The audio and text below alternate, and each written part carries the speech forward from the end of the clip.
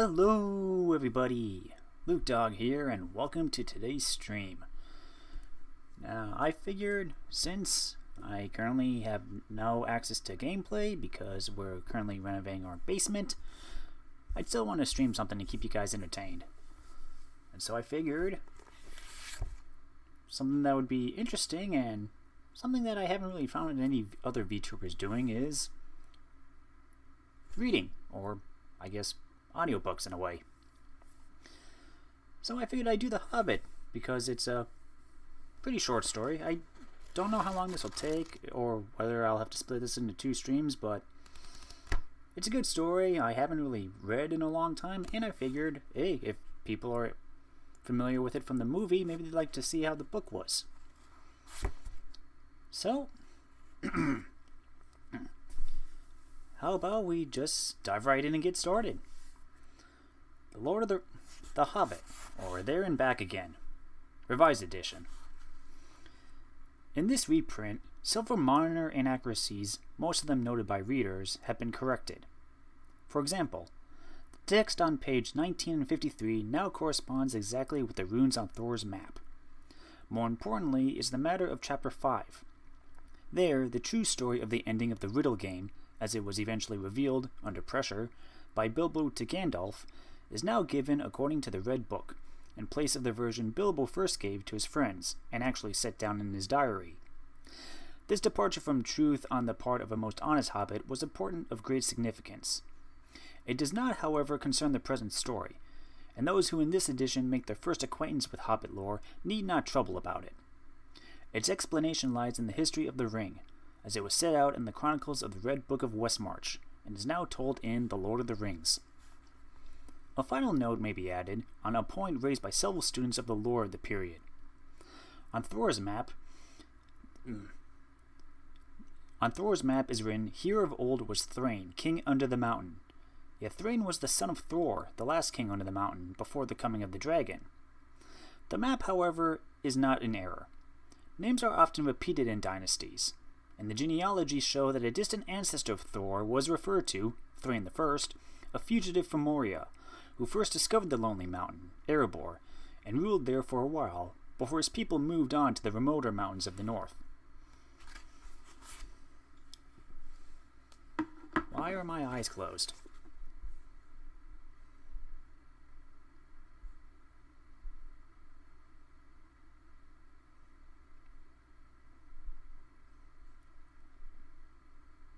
Anyway, let's begin. The Hobbit, or There and Back Again. And just to preface, I do apologize if I accidentally mispronounce some names or locations.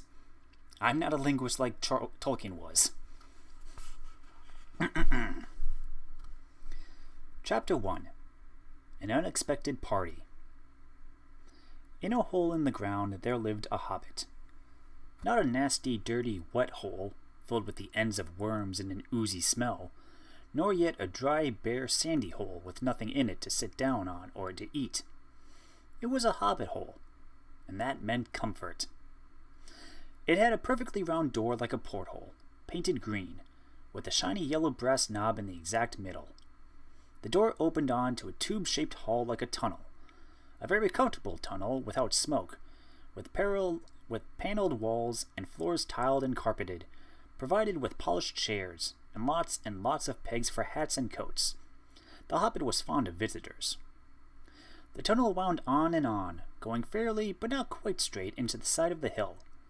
The hill, as all the people of many miles round called it, and many little round doors opened out of it, first on one side and then on another.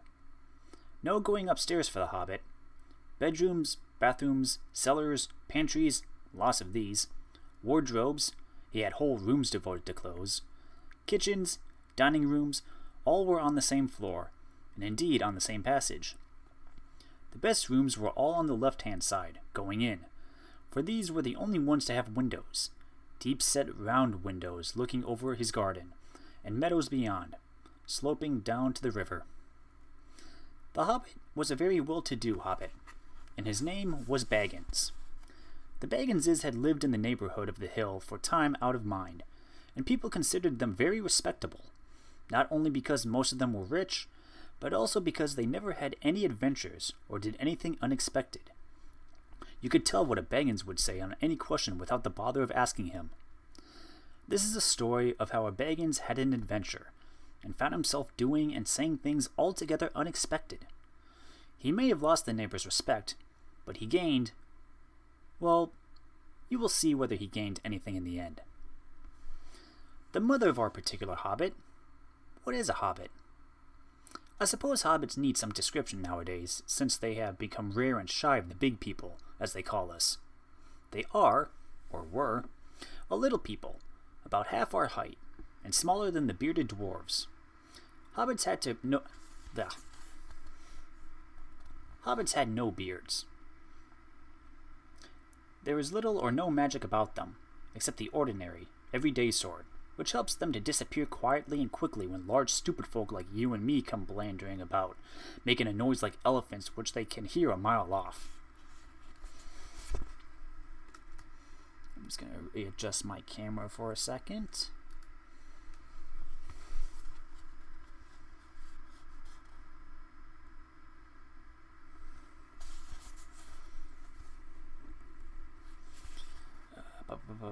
Stupid folk, mile off. They are inclined to be fat in the stomach. They dress in bright colors, chiefly green and yellow, wear no shoes because their feet grow naturally leathery soles and thick warm brown hair like the stuff on their heads, which is curly, have long, clever brown fingers, good-natured faces, and laugh deep, fruity laughs, especially after dinner, which they have twice a day when they can get it. Now you know enough to go on with. As I was saying, the mother of this hobbit, of Bilbo Baggins that is, was the famous Belladonna Took, one of the 3 remarkable daughters of the Old Took, head of the hobbits, who lived across the water, the small river that ran at the foot of the hill. It was often said in other families that long ago one of the Took ancestors must have taken a fairy wife. That was of course absurd, but certainly there was still something not entirely hobbit-like about them, and once in a while members of the Took clan would go and have adventures. They discreetly disappeared, and the family hushed it up. But the fact remained that the Tooks were not as respectable as the Bagginses, though they were undoubtedly richer. Not that Belladonna Took ever had any adventures after she became Mrs. Bungo Baggins. Bungo, that was Bilbo's father, built the most luxurious hobbit hole for her, and partly with her money, that was to be found either under the hill or over the hill or across the water. And there they remained to the end of their days. Still, it is probably that Bilbo, her only son, although he looked and behaved exactly like a second edition of his solid and comfortable father, got something a bit queer in his makeup from the Took side, something that only waited for a chance to come out. The chance never arrived until Bilbo Baggins was grown up, being about 50 years old or so, and living in the beautiful hobbit hole built by his father, which I have just described to you, until he had, in fact, apparently settled down immovably. By some curious chance one morning, long ago, in the quiet of the world, where there was less noise and more green, and the hobbits were still numerous and prosperous, Bilbo Baggins was standing at his door after breakfast smoking an enormous long wooden pipe that reached nearly down to his woolly toes, neatly brushed. Gandalf came by. Gandalf. If you had heard only a quarter of what I had heard about him, and I have only heard very little of all there is to hear, you would be prepared for any sort of remarkable tale. Tales and adventures sprouted up all over the place wherever he went, in the most extraordinary fashion. He had not been down that way under the hill for ages and ages, not since his friend the old Took died, in fact, and the hobbits had almost forgotten what he looked like. He had been away over the hill and across the water, on businesses of his own, since they were all small hobbit boys and hobbit girls. All that the unsuspecting Bilbo saw that morning was an old man with a staff. He had a tall, pointed blue hat, a long gray cloak, a silver scarf over which his long white beard hung down below his waist, and immense black boots. "Good morning," said Bilbo, and he meant it. The sun was shining, and the grass was very green, but Gandalf looked at him from under long, bushy eyebrows that stuck out further than the brim of his shady hat. "What do you mean?" he said. "Do you mean me a good morning, or mean that it is a good morning whether I want it or not, or that you feel good this morning, or that it is a morning to be good on. All of them at once, said Bilbo, and a very fine morning for a pipe of tobacco out of doors into the bargain. If you have a pipe about you, sit down and have a fill of mine. There's no hurry. We have all the day before us. Then Bilbo sat down on the seat by his door, crossed his legs, and blew out a beautiful grey ring of smoke that sailed up into the air without breaking and floating away over the hill. Very pretty, said Gandalf, but I've no time to blow smoke rings this morning. I'm looking for someone to share in an adventure, and I am arranging, and it's very difficult to find anyone. I should think so, in these parts. We're plain quiet folk, and have no use for adventures. Nasty, disturbing, uncomfortable things. Make you late for dinner. I can't think what anybody would sees in them, said our Mr. Baggins, and stuck one thumb behind his braces, and blew out another, even bigger smoke ring. Then he took out his morning letters and began to read, pretending to take no more notice of the old man. He had decided that he was not quite his sort, and wanted him to go away. But the old man did not move. He stood leaning on a stick, and gazing at the hobbit without saying anything, till Bilbo got quite uncomfortable and even a little cross. "Good morning," he said at last. "We don't want any adventures here, thank you. You might try over the hill or across the water." By this he meant that the conversation was at an end. "What a lot of things you use good morning for," said Gandalf. "Oh, you mean that you want to get rid of me, and that it won't be good till I move off." Not at all, my dear sir. Let me see. I don't think I know your name." Yes, my dear sir. I do know your name, Mr. Bilbo Baggins, and you do know my name, though you don't remember that I belong to it. I am Gandalf, and Gandalf means me. To think that I should have lived to be a good morning by Belladonna Took's son, as if I were selling hatens at the door. Gandalf! Good gracious me! Not the wandering wizard that gave old Took a pair of magic diamond studs that fastened themselves and never came undone till ordered. Not the fellow who used to tell such wonderful tales at parties about dragons and goblins and giants and the rescue of princesses and the unexpected luck of widow sons. Not the man that used to make such particularly excellent fireworks. I remember those. Old Took used to take them on Midsummer's Eve. Splendid! They used to go up all like great lilies and snapdragons and laburnums of fire and hang in the twilight all evening. You will notice already that Mr. Baggins was not quite so prosy as he liked to believe. Also, that he was very fond of flowers. Dear me, he went on.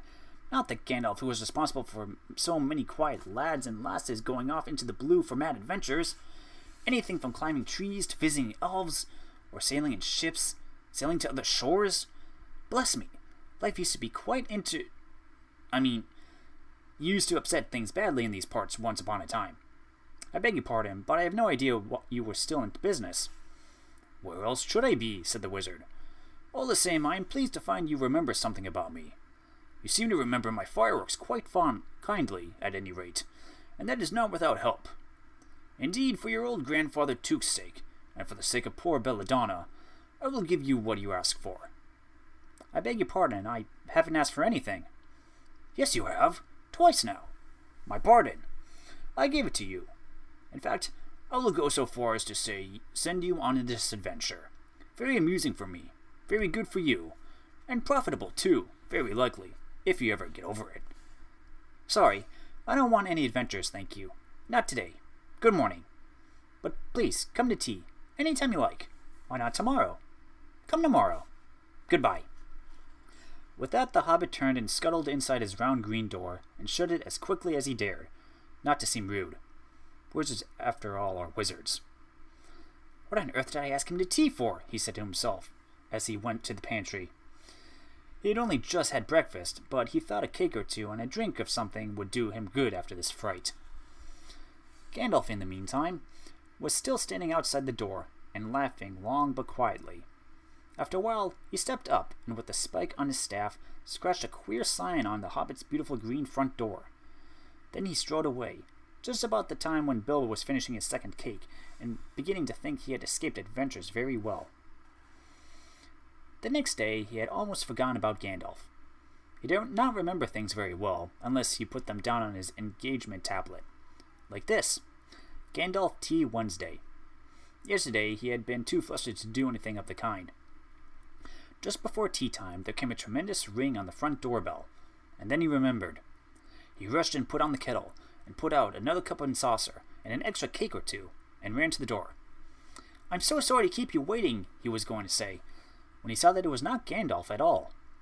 It was a dwarf with a blue beard tucked into a golden belt, very bright eyes under his dark green hood.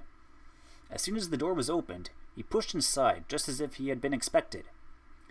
He hung his hooded cloak on the nearest peg, and, "Dwalin, at your service," he said with a low bow. "Bilbo Baggins at yours," said the hobbit, too surprised to ask for any questions for the moment. When the silence that followed had become uncomfortable, he added, "I'm just about to take tea. Pray, come and have some with me." A little stiff, perhaps, but he meant it kindly. And what would you do if an uninvited dwarf came and hung his things up in your hall without a word of explanation? They had not been at the table long, in fact. They had hardly reached the third cake when there came another, even louder ring at the bell. "Excuse me," said the hobbit, and off he went to the door. So you've got here at last." That was what he was going to say to Gandalf this time, but it was not Gandalf. Instead, there was a very odd, old-looking dwarf on the step with a white beard and a scarlet hood, and he too hopped inside as soon as the door was open, just as if he had been invited. "I see they have begun to arrive already," he said, when he caught sight of Dwalin's green hood hanging up. He hung his red one next to it and said, "Balin, at your service," he said, with his hand on his breast. "Thank you," said Bilbo with a gasp. It is not the correct thing to say, but they have begun to arrive had flustered him badly. He liked visitors, but he liked to know them before they arrived, and he preferred to ask them himself. He had a horrible thought that the cakes might run short, and then he, as the host, he knew his duty and stuck to it however painful, he might have to go without.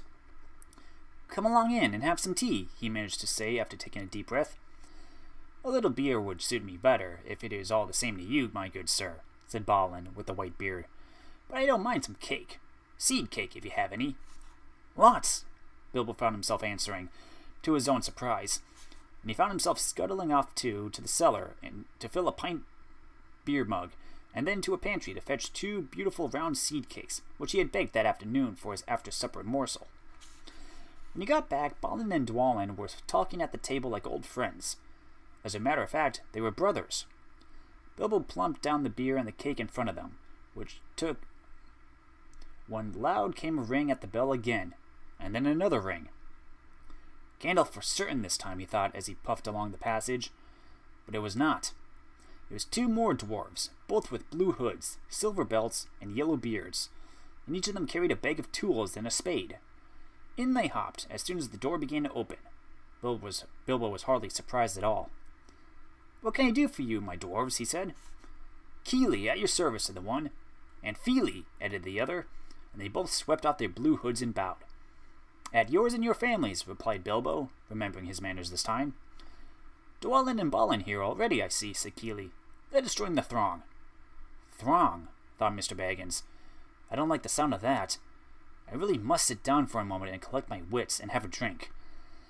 He had only just had a sip, in the corner, while the 4 dwarfs sat around the table, and talked about mines and gold and troubles with the goblins and the depredation of dragons and lots of other things which he did not understand and did not want to, for they sounded much too adventurous, when ding-dong-a-ling-dang, his bell rang again, as if some naughty little hobbit boy was trying to pull the handle off.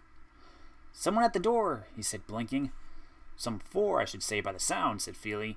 "Besides, we saw them coming along behind us in the distance." The poor little hobbit sat down in the hall and put his head in his hands and wondered what had happened, and what was going to happen, and whether they would all stay for supper. Then the bell rang again, louder than ever, and he had to run to the door. It was not 4 after all. It was 5. Another dwarf had come along while he was wandering in the hall. He had hardly turned the knob before they were all inside, bowing and saying, "At your service," one after another. Dory, Nori, Ori, Oin, and Gloin were their names, and very soon 2 purple hoods, a grey hood, a brown hood, and a white hood were hanging on the pegs, and off they marched with their broad hands stuck in their gold and silver belts to join the others. Already it was almost become a throng. Some called for ale, and some for porter, and one for coffee, and all of them for cakes, so the Hobbit was kept very busy for a while. A big jug of coffee had just been set in the hearth, the seed cakes were gone, and the dwarves were starting on a round of buttered scones when there came a loud knock. Not a ring, but a hard rat-tat on the Hobbit's beautiful green door. Somebody was banging with a stick. Bilbo rushed along the passage, very angry and altogether bewildered and bewildered. This was the most awkward Wednesday he had ever remembered. He pulled open the door with a jerk, and they all fell in, one on top of the other. More dwarves. 4 more. And there was Gandalf behind, leaning on his staff and laughing. He had made quite a dent in the beautiful door. He had also, by the way, knocked out the secret mark that he had put there in the morning before. "Carefully, carefully," he said. "It's not like you, Bilbo, to keep friends waiting on the mat, and then open the door like a pop gun. Let me introduce Bifur, Bofur, Bombur, and especially Thorin." "At your service," said Bifur, Bofur, and Bombur, standing in a row. Then they hung up 2 yellow hoods and a pale green one, and also a sky blue one with a long silver tassel. This last belonged to Thorin, an enormously important dwarf, in fact, no other than the great Thorin Oakenshield himself, who was not at all pleased at falling flat on Bilbo's mat with Bifur, Bofur, and Bombur on top of him. For one thing, Bombur was immensely fat and heavy. Thorin indeed was very haughty, and said nothing about service, but poor Mr. Baggins said he was sorry so many times that at last he grunted, "Pray don't mention it," and stopped frowning. Gonna take a quick drink.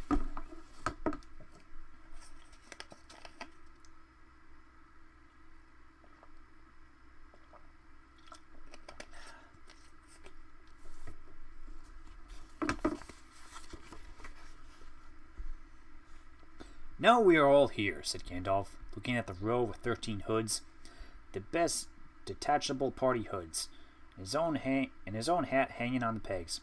"Quite a merry gathering. I hope there is something left for the latecomers to eat and drink." "What's that?" "Tea." "No, thank you. A little red wine, I think, for me." "And for me," said Thorin. "And raspberry jam and apple tart," said Bifur. "And mince pies and cheese," said Bofur. "And pork salad, and pork pie and salad," said Bombur. "And more cakes, and ale, and coffee, if you don't mind," called the other dwarves through the door. "Put on a few eggs. That's a good fellow," Gandalf called after him, as the hobbits stumped off to the pantries. And just bring out the cold chicken and pickles." "Seems to know as much about the inside of my Lordos as I do myself," thought Mr. Baggins, who was feeling positively flummoxed, and was beginning to wonder whether a most wretched adventure had not come right into his door. By the time he had got all the bottles and dishes and knives and forks and glasses and plates and spoons and things piled up on big trays, he was getting very hot and red in the face and annoyed. "Confusticate and bebother these dwarves," he said aloud. "Why don't they come and lend a hand?" Lo and behold, there stood Balin and Dwalin at the door of the kitchen, and Feely and Keely behind them. And before you could say knife, they had whisked the trays and a couple of small tables into the parlor and set out everything afresh. Gandalf sat at the head of the party with the 13 dwarves all around, and Bilbo sat on a stool at the fireside, nibbling on a biscuit. His appetite was quite taken away, and trying to look as if this was all perfectly ordinary and not at the least an adventure. The dwarves ate, and talked, and time got on. At last they pushed their chairs back, and Bilbo made a move to collect the plates and glasses. "I suppose you will all stay to supper," he said in his politest, unpressing tone. "Of course," said Thorin. "And after. We shan't get through the business till late. We must have some music first.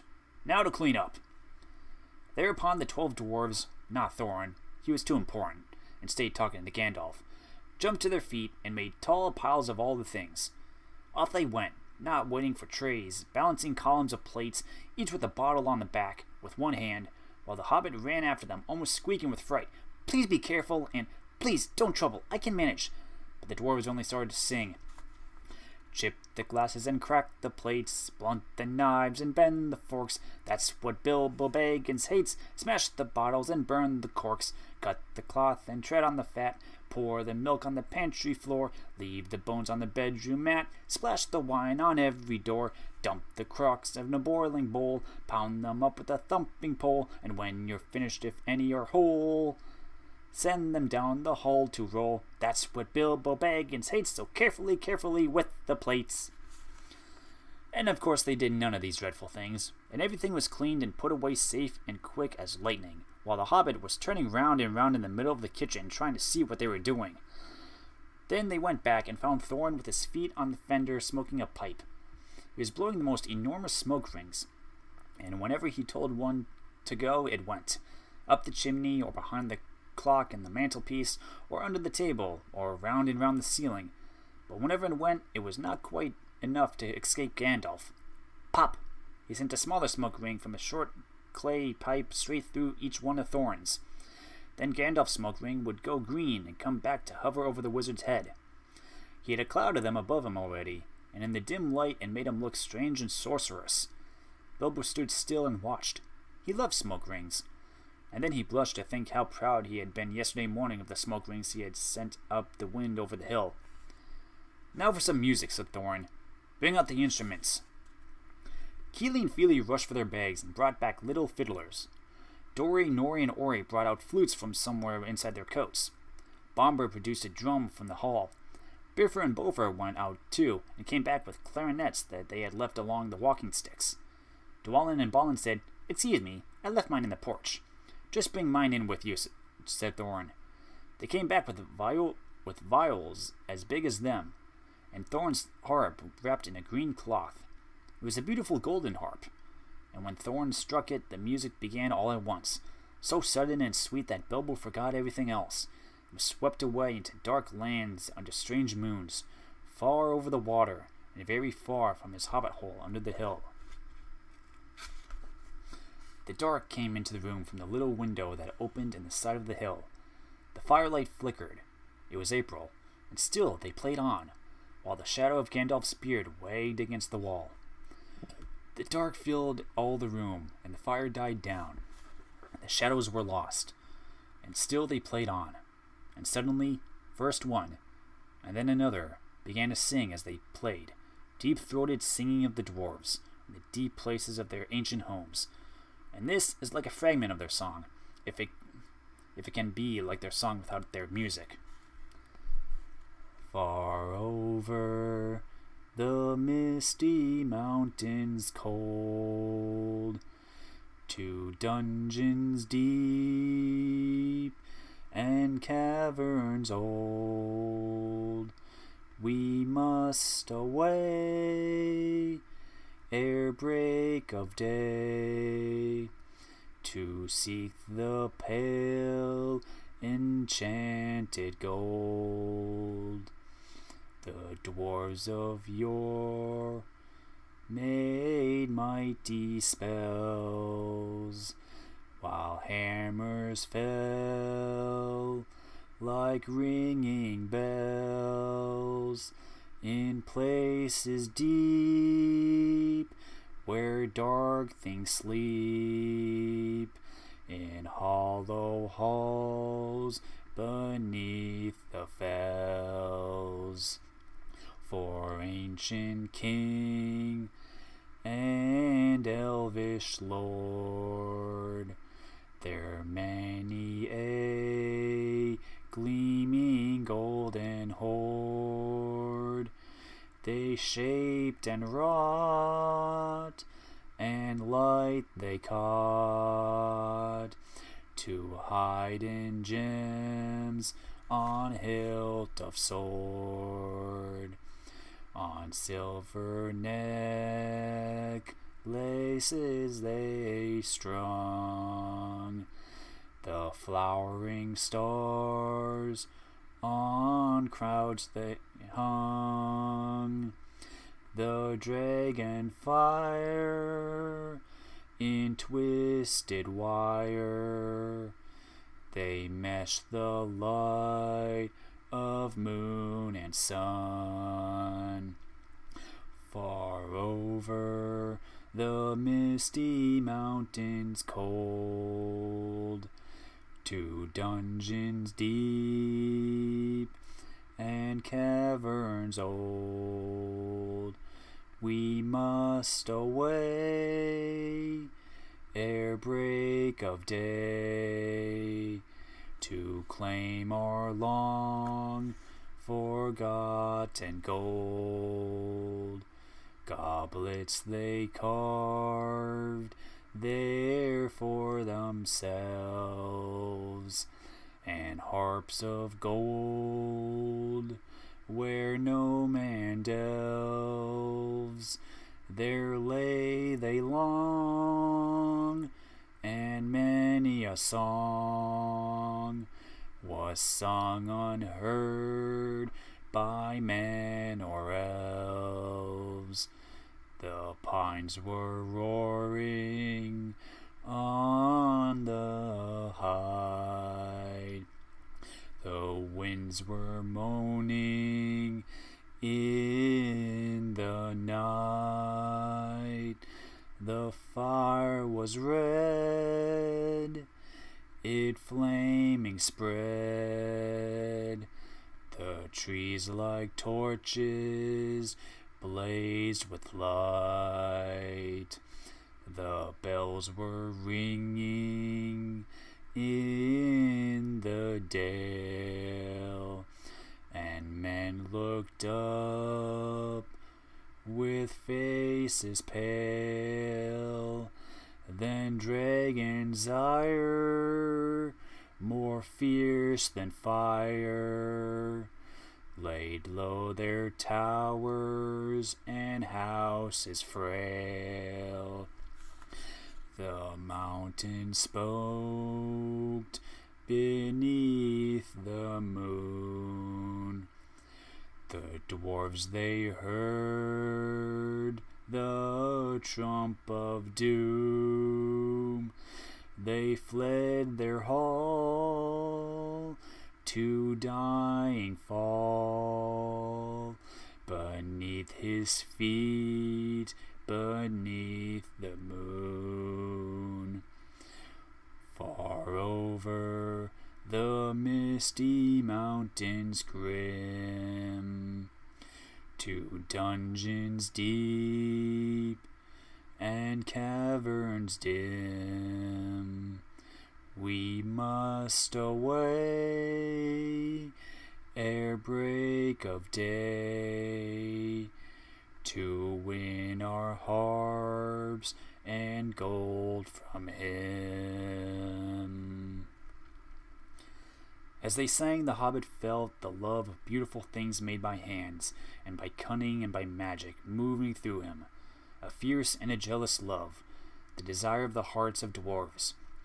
Then something Tookish woke up inside him, and he wished to go and see the great mountains, and hear the pine trees and the waterfalls, and explore the caves, and wear a sword instead of a walking stick.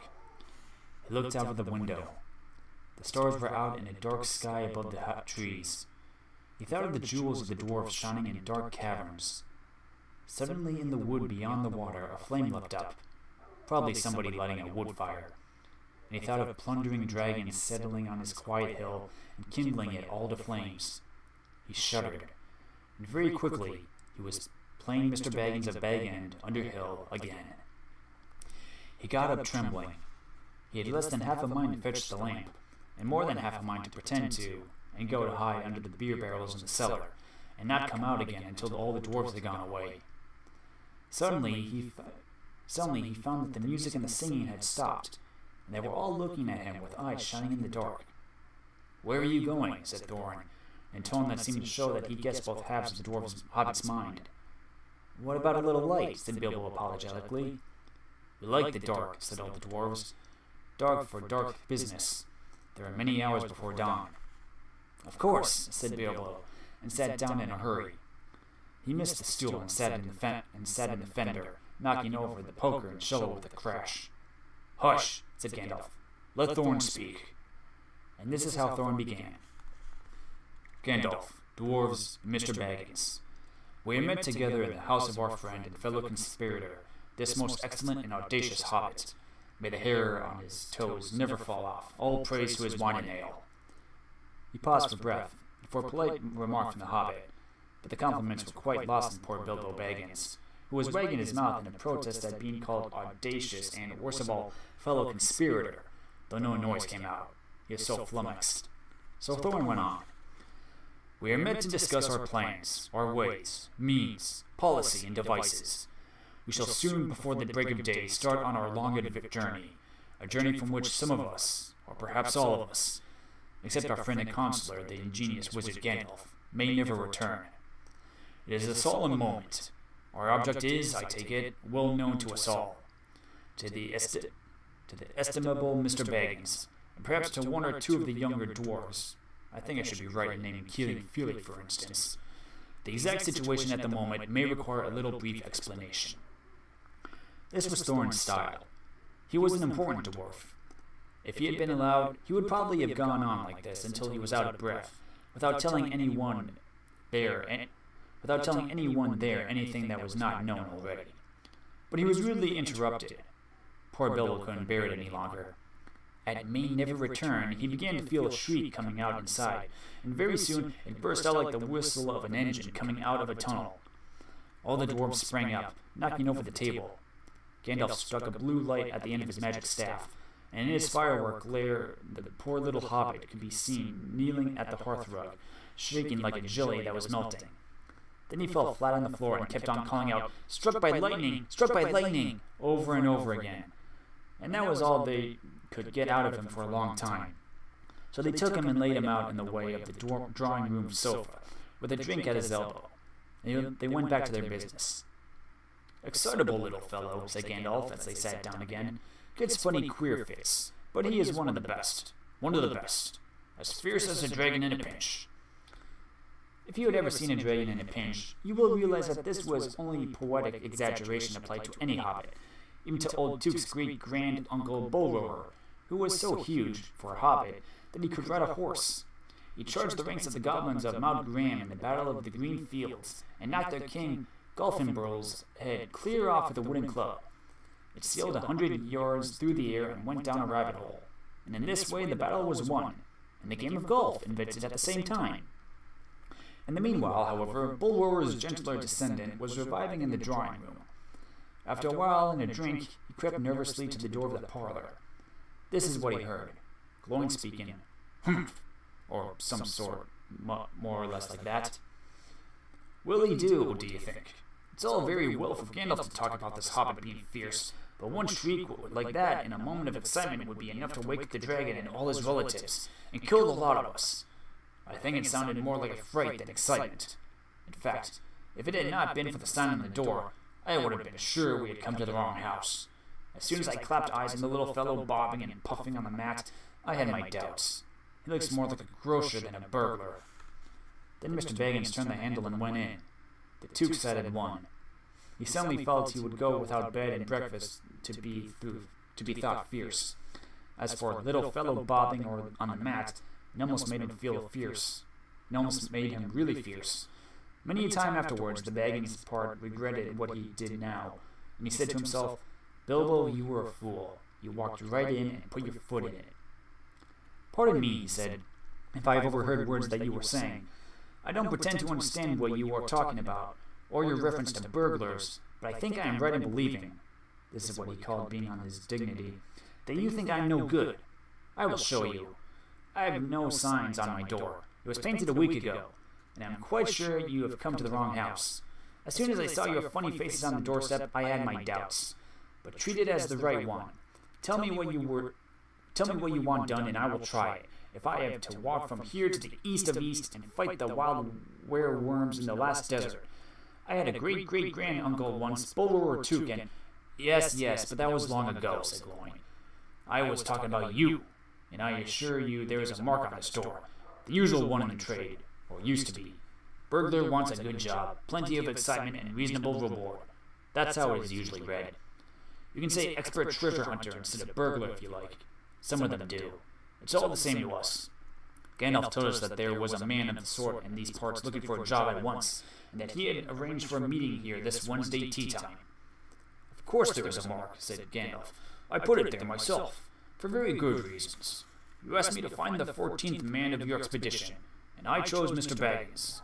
Just let any one say I chose the wrong man or the wrong house, and you can stop at 13 and have all the bad luck you like, or go back to digging coal. He scowled so angrily at Gloin that the dwarf huddled back in his chair, and when Bilbo tried to open his mouth to ask a question, he turned and frowned at him and struck out his bushy eyebrows till Bilbo shut his mouth tight with a snap. That's right, said Gandalf. Let's have no more arguments. I've chosen Mr. Baggins, and that ought to be enough for all of you. If I say he is a burglar he is, or will be when the time comes. There is a lot more in him than you guess, and a deal more than he has any idea of himself. You may possibly all live to thank me yet. Now, Bilbo, my boy, fetch the lamp, and let's have a little light on this. On the table, in the light of a big lamp with a red shade, he spread a piece of parchment rather like a map. This was made by Thor, your grandfather Thorin, he said, in answer to the dwarf's excited questions. It is a plan of the mountain. I don't see that this will help us much, said Thorin disappointedly after a glance. I remember the mountain well enough, and the lands about it. I know where Mirkwood is, and the withered hearth, where the great dragons bred. There is a dragon marked in red on the mountain, said Balin, but it will be easy enough to find him without that, if ever we arrive there. There is one point that you haven't noticed, said the wizard, and that is the secret entrance. You see that rune on the west side, and the hand pointing to it from the other runes? That marks a hidden passage to the lower halls. Look at the map on the beginning of this book, and you will see where the rune's in red. It may have been secret once, said Thorin, but how do we know that it is secret any longer? Old Smaug has lived there long enough now to find anything that is known about these caves. He may, but he can't have used it for years and years. Why? Because it is too small. 5 feet high the door, and three may walk abreast, said the runes. But Smaug could not creep into a hole that size, not even when he was a young dragon, certainly not after devouring so many of the dwarves in Men of Dale. It seems a great big hole to me, squeaked Bilbo, who had no experience of dragons and only of hobbit holes. He was getting excited and interested again, so that he forgot to keep his mouth shut. He loved maps, and in his hall there hung a large one of the country road with all his favorite walks marked on it in red ink. How could such a large door be kept secret from everyone outside, apart from the dragon? He asked. He was only a little hobbit, you must remember. In lots of ways, said Gandalf. But in what way this one has been hidden we don't know without going to see. From what it says on the map, I should guess there is a closed door which has been made to look exactly at the side of the mountain. That is the usual dwarf's method. I think that is right, isn't it? Quite right, said Thorin. Also, went on Gandalf, I forgot to mention there was the map that with the map went a key, a small and curious key. Here it is, he said, and handed to Thorin a key with a long barrel and intricate wards, made of silver. Keep it safe. Indeed I will, said Thorin, and he fastened it upon a fine chain that hung around his neck and under his jacket. Now things begin to look more hopeful. This news alters them much for the better. So far we have had no clear idea what to do. We thought of going east, as quiet and careful as we could, as far as the Long Lake. After that the trouble would begin. A long time before that, if I know anything about the roads east, interrupted Gandalf. We might go from there up along the river Running, went on Thorin, taking no notice, and so to the ruins of Dale, the old town in the valley there, under the shadow of the mountain. But we none of us like the idea of the front gate. The river runs right out of it through the great cliff at the south of the mountain, and out of it comes the dragons too, far too often, unless he had changed his habits. That would be no good, said the wizard, not without a mighty warrior, even a hero. I tried to find one, but warriors are busy fighting one another in distant lands, and in this neighborhood heroes are scarce, or simply not to be found. Swords in these parts are mostly blunt, and axes are used for trees, and shields as cradles or dish covers, and dragons are comfortable far off, and therefore legendary. That is why I settled on burglary, especially when I remembered the existence of a side door. And here is our little Bilbo Baggins, the burglar, the chosen and selected burglar. So now let's get on and make some plans. Very well then, said Thorin. Supposing the burglar expert gives us some ideas or suggestions. He turned with mock politeness to Bilbo. First I should like to know a little more about things, said he, feeling all confused and a bit shaky inside, but so far still tookishly determined to go with things. I mean, about the gold and the dragon and all that, and how it got there, and who it belongs to, and so on and further. Bless me, said Thorn. Haven't you got a map? And didn't you hear our song? And haven't we been talking about this for hours? All the same, I should like it all plain and clear, said he obstinately, putting on his business manner, usually reserved for people who tried to borrow money off him, and doing his best to appear wise and prudent and professional and live up to Gandalf's recommendation. Also, I should like to know about risks, out-of-pocket expenses, time required, and ruminations, and so forth. By which he meant, what am I going to get out of it, and am I going to come back alive? Oh, very well, said Thorin. Long ago in my grandfather Thor's time, our family was driven out by the far north, and came back with all their wealth and their tools to this mountain on the map. It had been discovered by my far ancestor, Thrain the Old, and now they mined and they tunneled, and they made hugger halls and greater workshops, and in addition, I believe they found a good deal of gold and a great many jewels, too. Anyway, they grew immensely rich and famous. My grandfather was king under the mountain again, and treated with great reverence by the mortal men who lived to the south, and were greatly spreading up the running river as far as the valley overshadowed by the mountain. They built the merry town of Dale there in those days. Kings used to send out for our smiths, and reward even the least skillful most richly. Fathers would beg us to take their sons as apprentices, and pay us handsomely, especially in food supplies, which we never bothered to grow or find for ourselves. Altogether, there were good days for us.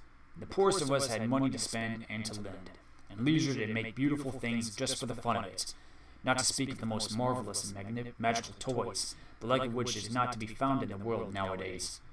So my grandfather's halls became full of armor and jewels and carvings and cups, and the toy market of Dale was the wonder of the north. Undoubtedly, that was what brought the dragon. Dragons steal gold and jewels, you know, from men and elves and dwarves, wherever they can find them, and they guard their plunder as long as they live, which is practically forever unless they are killed, and never enjoy a brass ring of it. Indeed, they hardly know a good bit of work from a bad, though they usually have a good notion of the current market value, and they can't make a thing for themselves, not even mend a little loose scale on their armor.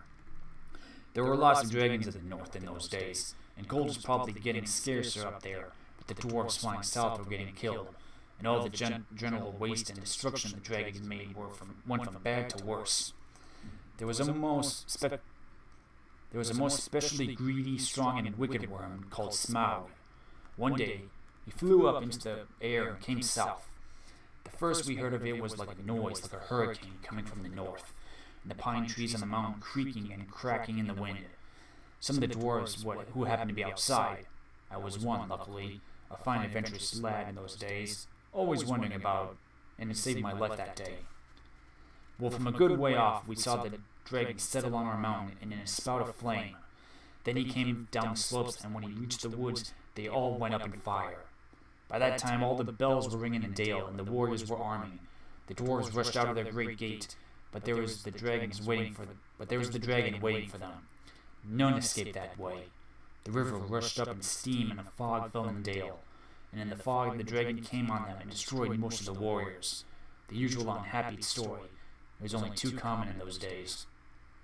Then he went back and crept in through the front gate and routed out all the halls and lanes, and tunnels, alleys, cellars, mansions, and passages. After that, there were no dwarves left alive inside, and he took all their wealth for himself. Probably, for that is the dragon's way.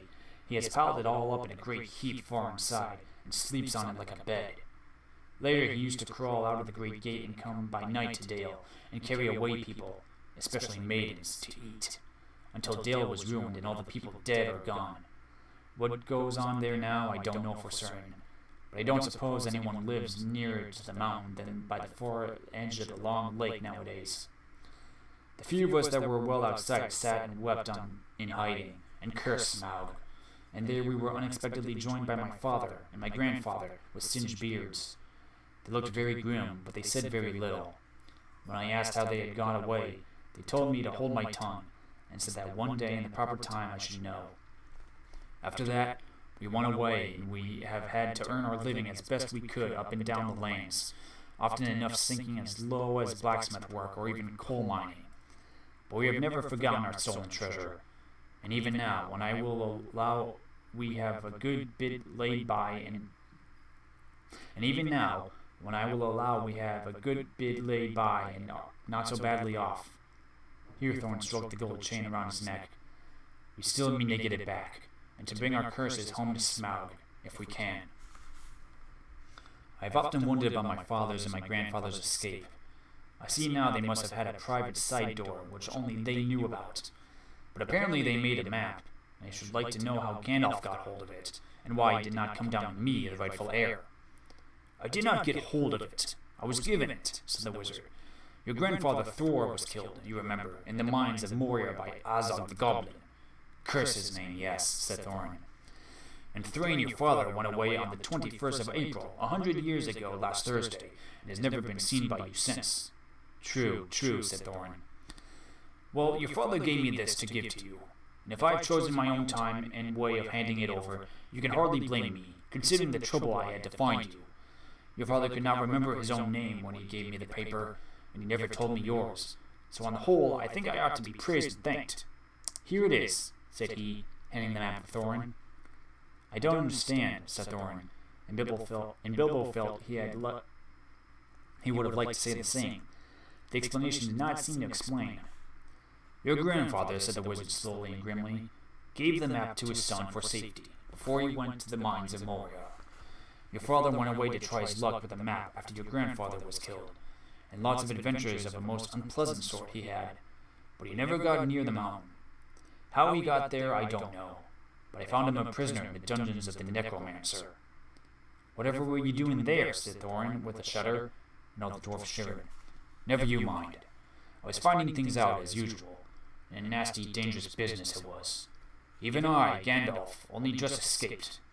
I tried to save your father, but it was too late. He was witless and wandering, and had forgotten almost everything except the map and the key. We have long ago paid the goblins of Moria, said Thorin. We must give a thought to the Necromancer. Don't be absurd. He is an enemy far beyond the powers of all the dwarves put together. If they could all be collected again from the four corners of the world. The one thing your father wished was for his son to read the map and use the key. The dragon and the mountain are more than big enough tasks for you. Hear, said Bilbo, and Stanley said it aloud. Hear what? They all said, turning silently toward him. And he was so flustered that he answered, Hear what I have got to say. What's that? They asked. Well, I should say that you ought to go east and have a look around. After all, there is the side door, and dragons must sleep sometimes, I suppose.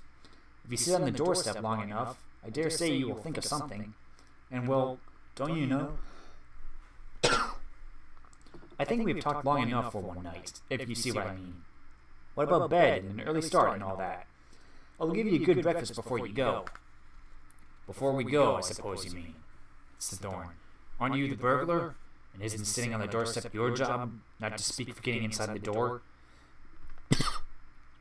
But I agree about bed and breakfast. I like 6 eggs with my ham, when starting on a journey. Fried, not poached. And mind you don't break them. After all the others had ordered their breakfasts without so much as a please, which annoyed Bilbo very much,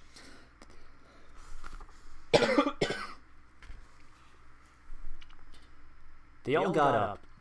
The Hobbit had to find room for them all, and filled all the spare rooms and made beds of chairs and sofas before he got them all stowed and went to his own little bed very tired and not altogether happy. One thing he did make his mind up about was not to bother to get up very early and cook everybody's wretched breakfast. The tukishness was wearing off, and he was not now quite so sure that he was going on any journey in the morning. As he lay in bed, he could hear Thorn still humming to himself in the bed, in the best bedroom next to him. Far over the misty mountains cold, to dungeons deep and caverns old, we must away ere break of day, to find our long forgotten gold. Bilbo went to sleep with that in his ears, and it gave him very uncomfortable dreams. It was long after the break of day when he woke up.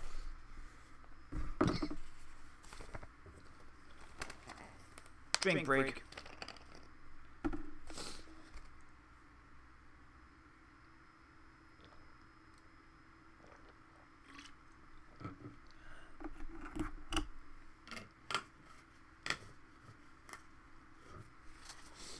Chapter 2. Roast Mutton. Up jumped Bilbo, and putting on his dressing gown, went into the dining room. There he saw nobody, but all the signs of a large and hurried breakfast. There was a fearful mess in the room, and piles of unwashed crocks in the kitchen. Nearly every pot and pan he possessed seemed to have been used. The washing up was so dismally real that Bilbo was forced to believe the party of the night before had not been part of his bad dreams, as he had rather hoped. Indeed, he was really relieved after all to think that they had all gone without him, and without bothering to wake him up. But with never a thank you, he thought. And yet, in a way, he could not help feeling just a trifle disappointed. The feeling surprised him. "Don't be a fool, Bilbo Baggins," he said to himself, "thinking of dragons and all that outlandish nonsense at your age." So he put on an apron, lit fires, boiled water, and washed up. Then he had a nice little breakfast in the kitchen before turning out the dining room. By that time the sun was shining, and the front door was open, letting in a warm spring breeze. Bilbo began to whistle loudly and to forget about the night before. In fact, he was just sitting down to a nice little second breakfast in the dining room by the open window when in walked Gandalf. "My dear fellow," he said, "whatever are you doing? Whenever are you going to come? What about an early start? And here you are having breakfast, or whatever you call it, at 10:30. They left you the message because they could not wait." "What message?" said poor Mr. Baggins, all in a fluster. "Great elephants," said Gandalf. "You are not at all yourself this morning. You have never dusted the mantelpiece." "What's that got to do with it? I've had enough to do with washing up for 14. "If you had dusted the mantelpiece, you would have found this just under the clock," said Gandalf, handing Bilbo a note, written, of course, on his own note paper. This is what he read. "Thorne and Company to burglar Bilbo greeting. For your hospitality, our sincerest thanks, and for your offer of professional assistance, our grateful acceptance. Terms: cash on delivery, up to and not exceeding 1/14 of total profits, if any. All traveling expenses guaranteed in any event. Funeral expenses to be defrayed by us or our representatives, if occasion arises and the matter is not otherwise arranged for. Thinking it unnecessary to disturb your esteemed repose, we have proceeded in advance to make requisite preparations, and shall await your respectful person at the Green Dragon Inn, Bywater, at 11 a.m. sharp, trusting that you will be punctual. We have the honor to remain, yours dearly, Thorne and Co." "That leaves you just 10 minutes. You will have to run," said Gandalf. "But," said Bilbo. "No time for it," said the wizard. "But," said Bilbo again. "No time for that either. Off you go." To the end of his days, Bilbo could never remember how he found himself outside, without a hat, a walking stick, or any money, or anything that he usually took when he went out, leaving his second breakfast half finished and quite unwashed up, pushing his keys into Gandalf's hands, and running as fast as his furry feet could carry him down the lane, past the great mill, across the water, and then on for a mile or more. Very puffed he was when he got to Bywater just on the stroke of 11, and found he had come without a pocket handkerchief. "Bravo!" said Balin, who was standing at the inn door looking out for him. Just then all the others came round the corner of the road from the village. They were on ponies, and each pony was slung about with all kinds of baggages, packages, parcels, and paraphernalia. There was a very small pony, apparently for Bilbo. "Up you two get, and off we go," said Thorne. "I'm awfully sorry," said Bilbo, "but I've come without my hat, and I've left my pocket handkerchief behind, and I haven't got any money. I didn't get your note until about 10:45 to be precise." "Don't be precise," said Dwalin, "and don't worry. You will have to manage without pocket handkerchiefs, and a good many other things before you can get to the journey's end. As for a hat, I've got a spare hood and cloak in my luggage." That's how they all came to start, jogging off from the inn one fine morning just before May, on laden ponies, and Bilbo was wearing a dark green hood, a little weather-stained, and a dark green cloak borrowed from Dwalin. They were too large for him, and he looked rather comic. What his father Bungo would have thought of him, I daren't think. His only comfort was he couldn't be mistaken for a dwarf, as he had no beard. They had not been riding very long when up came Gandalf, very splendid on a white horse. He had brought a lot of pocket handkerchiefs and Bilbo's pipe and tobacco. So after that the party went along very merrily, and they told stories or sang songs as they rode forward all day, except of course when they stopped for meals. These didn't come quite as often as Bilbo would have liked them, but still he began to feel that the adventures were not so bad after all.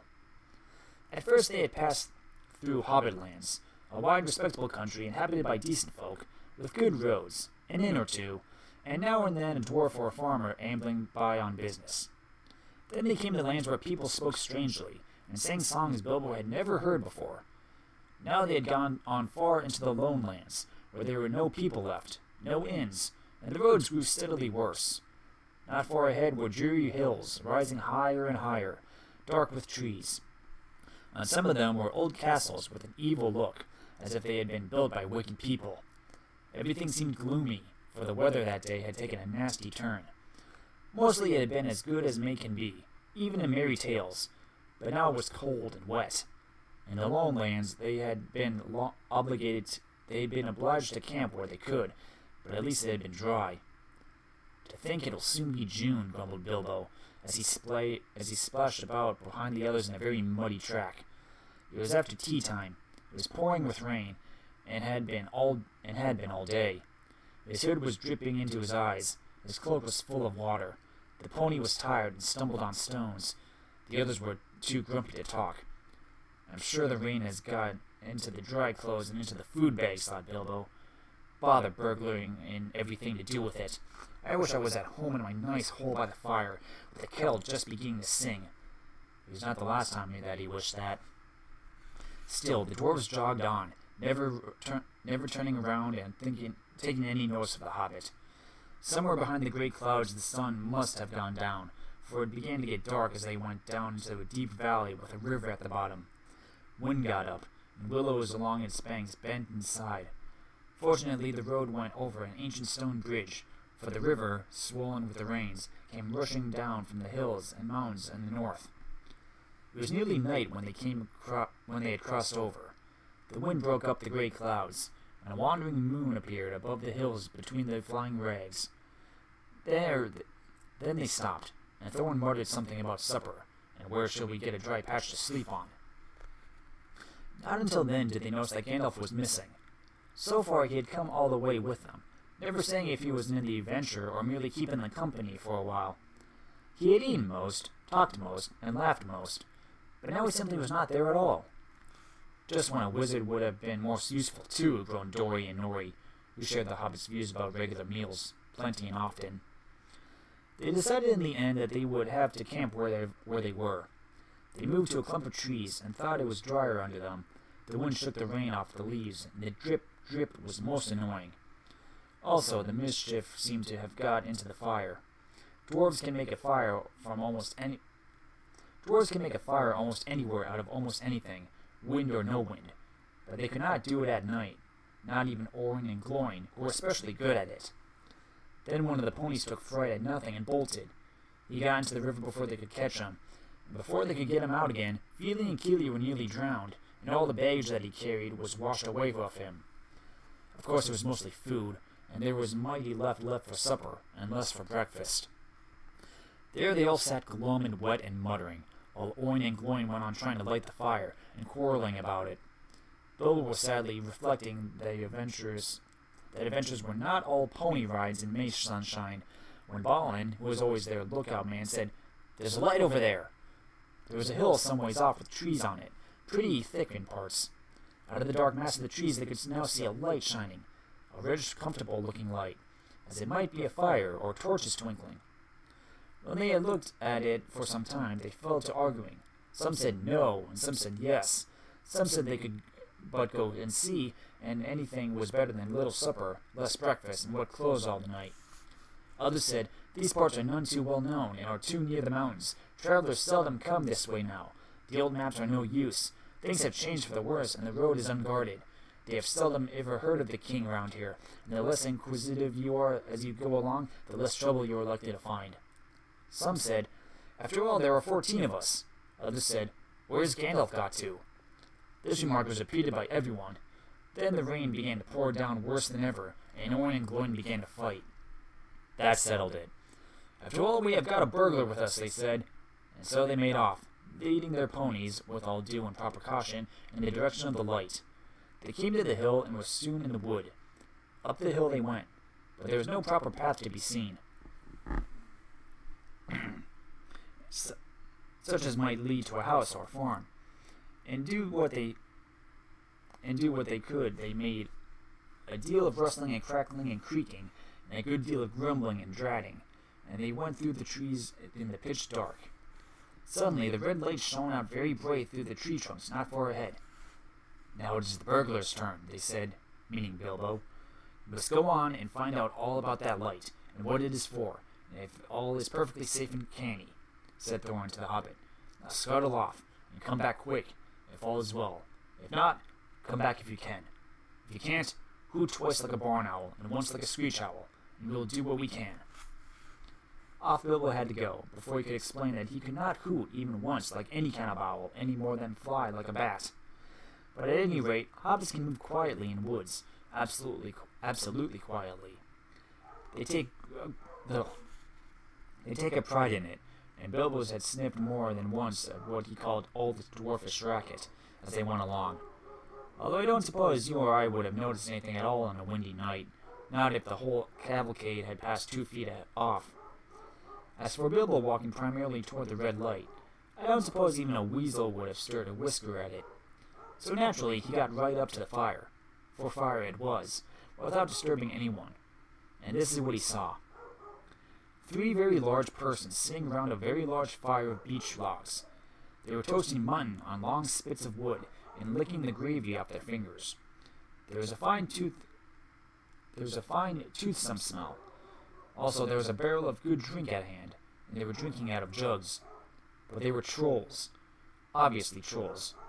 Even Bilbo, in spite of his sheltered life, could see that, and the great heavy faces of them, and their size, and the shape of their legs, not to mention their language, which was not drawing room fashion at all.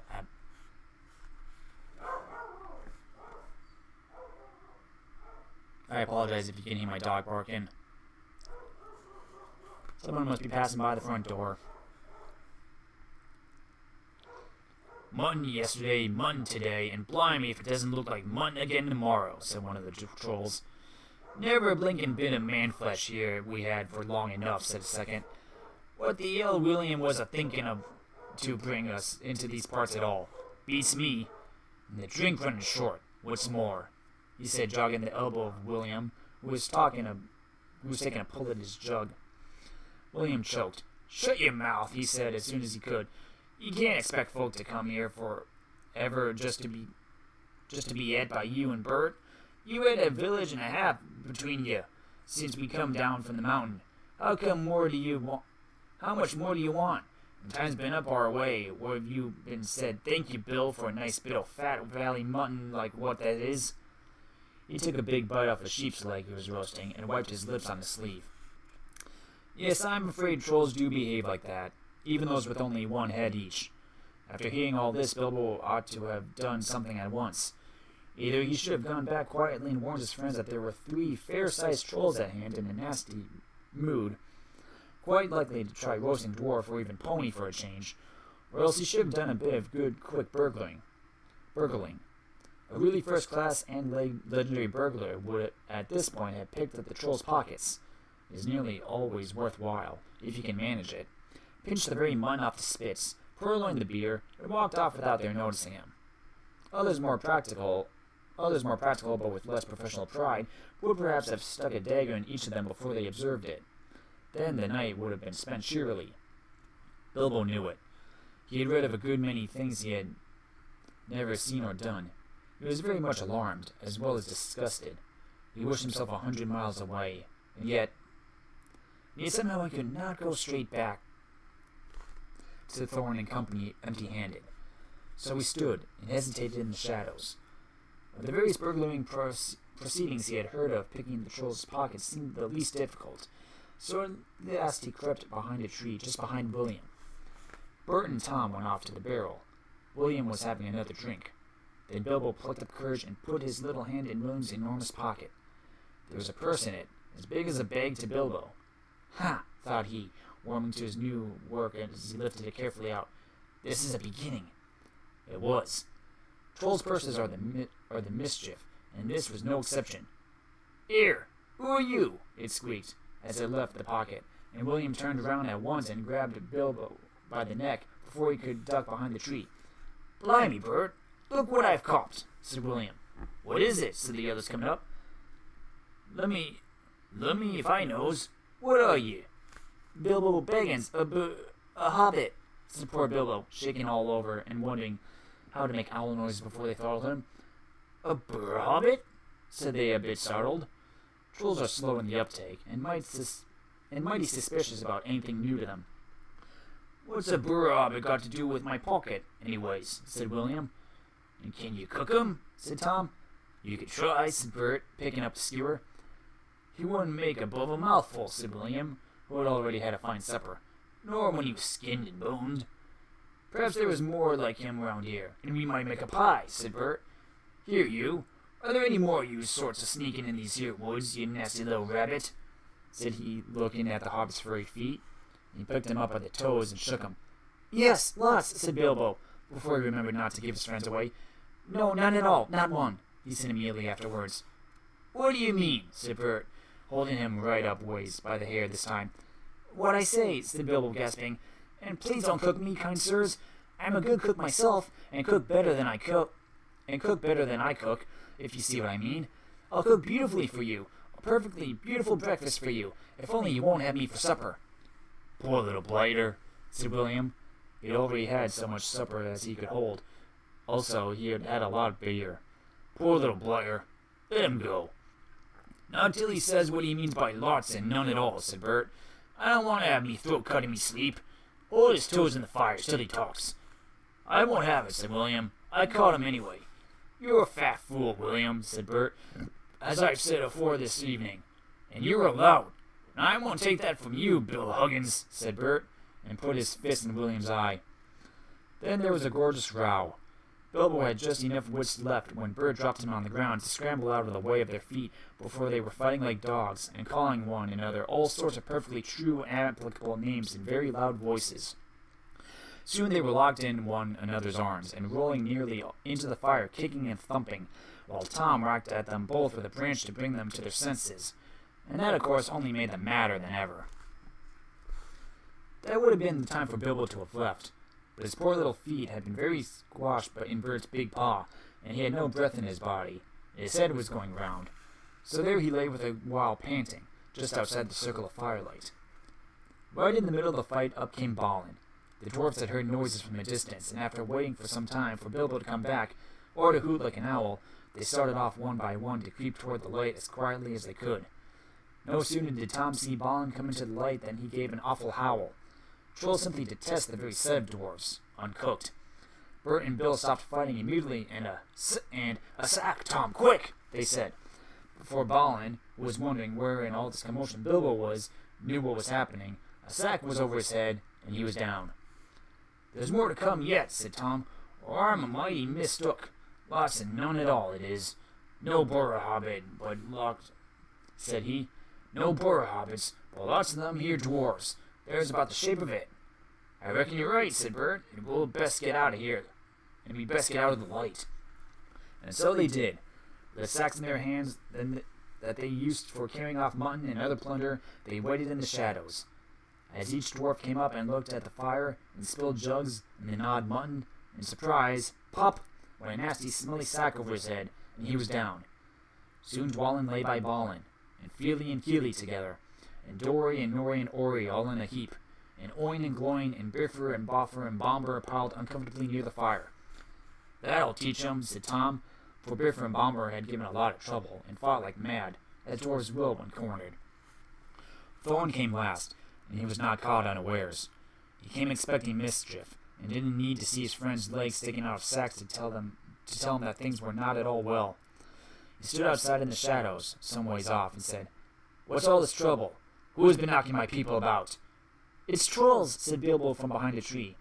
They had forgotten all about him. "They're hiding in the bushes with sacks," said he. "Oh, are they?" said Thorin, and he jumped forward to the fire before they could leap at him. He caught up a big branch all on fire on one end, and Bert got that end on his eye before he could step aside. That put him out of the battle for a bit. Bilbo did his best. He caught hold of Tom's leg, as well as he could. He was thick as a young tree trunk, but he was sent spinning up into the top of some bushes when Tom kicked the sparks out in Thorin's face. Tom got the branch in his teeth for that, and lost one of the front ones. It made him howl, I can tell you. But just at that moment, William came up behind and popped a sack right over Thorin's head and down to his toes. And so the fight ended.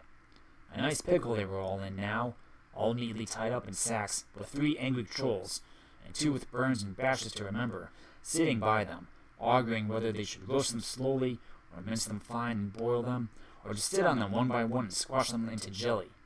And Bilbo up in a bush, with his clothes and his skin torn, not daring to move for fear they would hear him. It was just then that Gandalf came back, but no one saw him. The trolls had just decided to roast the dwarves now and eat them later. That was Bert's idea, and after a lot of arguments, they all agreed to it. "No good roasting them now. It'll take all night," said a voice. Bert thought it was William's. "Don't start the argument all over again, Bill," he said, "or it will take all night." "Who is arguing?" said William, who thought it was Bert that had spoken up. "You are," said Bert. "You're a liar," said William. And so the argument began all over again. In the end, they decided to mince them fine and boil them, so they got a big black pot, and they took out their knives. "No good boiling them. We ain't got no water, and it's a long way to the well and all," said a voice. Bert and William thought it was Tom's. "Shut up," said they, "or we'll never have done, and you can fetch the water yourself if you so say any more." "Shut up yourself," said Tom, who thought it was William's voice. "Who's arguing but you? I'd like to know." "You're a booby," said William. "Booby yourself," said Tom. And so the argument began all over again, and went on hotter than ever, until at last they decided to sit on the sacks one by one and squash them, and boil them next time. "Who shall we sit on first?" said the voice. "Better sit on the last fellow first," said Bert, whose eyes had been damaged by Thorin. He thought Tom was talking. "Don't talk to yourself," said Tom. "But if he wants to sit on the last one, sit on him. Which is he?" "The one with the yellow stockings," said Bert.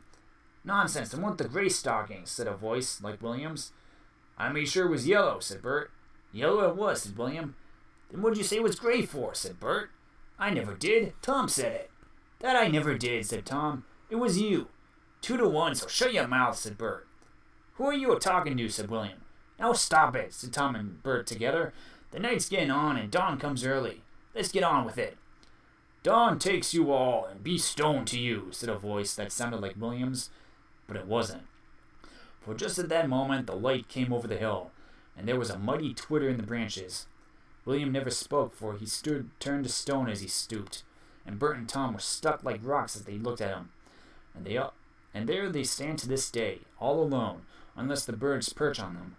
For trolls, as you probably know, must be underground before dawn, or they go back to the stuff of the mountains they are made of, and never move again. That is what happened to Bert and Tom and William. "Excellent," said Gandalf as he stepped from behind a tree and helped Bilbo to climb down out of a thorn bush. Then Bilbo understood. It was the wizard's voice that had kept the trolls bickering and quarreling until the light came and made an end to them. The next thing was to untie the sacks and let out the dwarves. They were nearly suffocated, and very annoyed. They had not at all enjoyed lying there listening to the trolls making plans for roasting them and squashing them and mincing them. They had to hear Bilbo's account of what had happened to him twice over before they were satisfied. Silly time to go practicing pinching and pocket picking," said Bomber.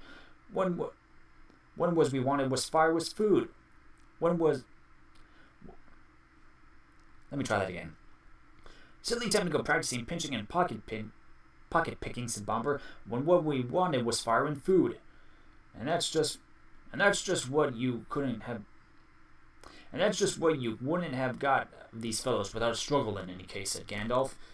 "Anyhow, you are wasting time now. Don't you realize that the trolls must have a cave or a hole dug somewhere near to hide from the sun in? We must look into it." They searched about, and soon found the marks of Troll's stony boots going away through the trees. They followed the tracks up the hill, until, hidden by bushes, they came on a big door of stone leading to a cave. But they could not open it, not though they all pushed while Gandalf tried various incantations. "Will this be any good?" said Bilbo when they were getting tired and angry. "I found it on the ground where the trolls had their fight." He held out a largish key, though no doubt William had thought it very small and secret. It must have fallen out of his pocket, very luckily, before he was turned to stone. "Why on earth didn't you mention it before?" they cried. Gandalf grabbed it and fitted it into the keyhole. Then the stone door swung back with one big push, and they all went inside. There were bones on the floor, and a nasty smell was in the air. But there was a good deal of food jumbled carelessly on shelves and on the ground, among an untidy litter of plunder, of all sorts from brass buttons to pots full of gold coins standing in a corner. There were lots of clothes, too, hanging on the walls. Too small for trolls, I'm afraid they belonged to victims. And among them were several swords of various makes, shapes, and sizes.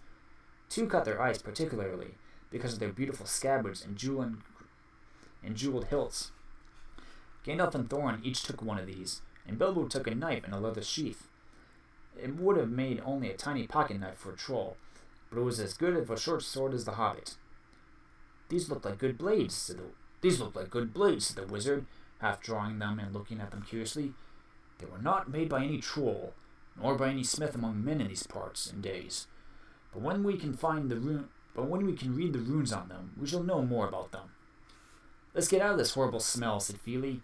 So they carried out the pots of coins, and such food as was untouched and looked fit to eat. Also one barrel of ale, which was still full.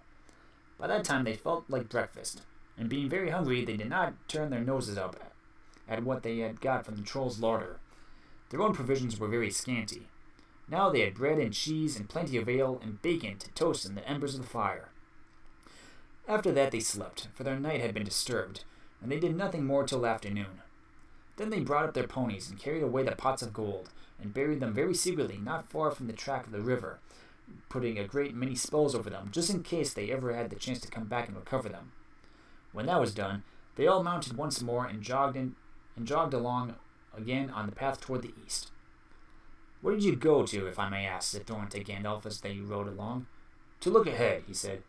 "And what brought you back in the nick of time?" "Looking behind," said he. "Exactly," said Thorin. "But could you be more plain?" I went on to spy out our road. It will soon become dangerous and difficult. Also, I was anxious about replenishing our small stock of provisions. I had not gone very far, however, when I met a couple friends of mine from Rivendell." "Where's that?" asked Bilbo. "Don't interrupt," said Gandalf. "You will get there in a few days now, if we're lucky, and find out all about it. As I was saying, I met two of Elrond's people. They were hurrying along for fear of the trolls. It was they who told me that 3 of them had come down from the mountains and settled in the woods not far from the road. They had frightened everyone away from the district, and they waylaid strangers. I immediately had a feeling that I was wanted back. Looking behind, I saw a fire in the distance and made for it. So now you know. Please be more careful next time, or we shall never get anywhere." "Thank you," said Thorin. Okay, on to chapter 3. First, drink break.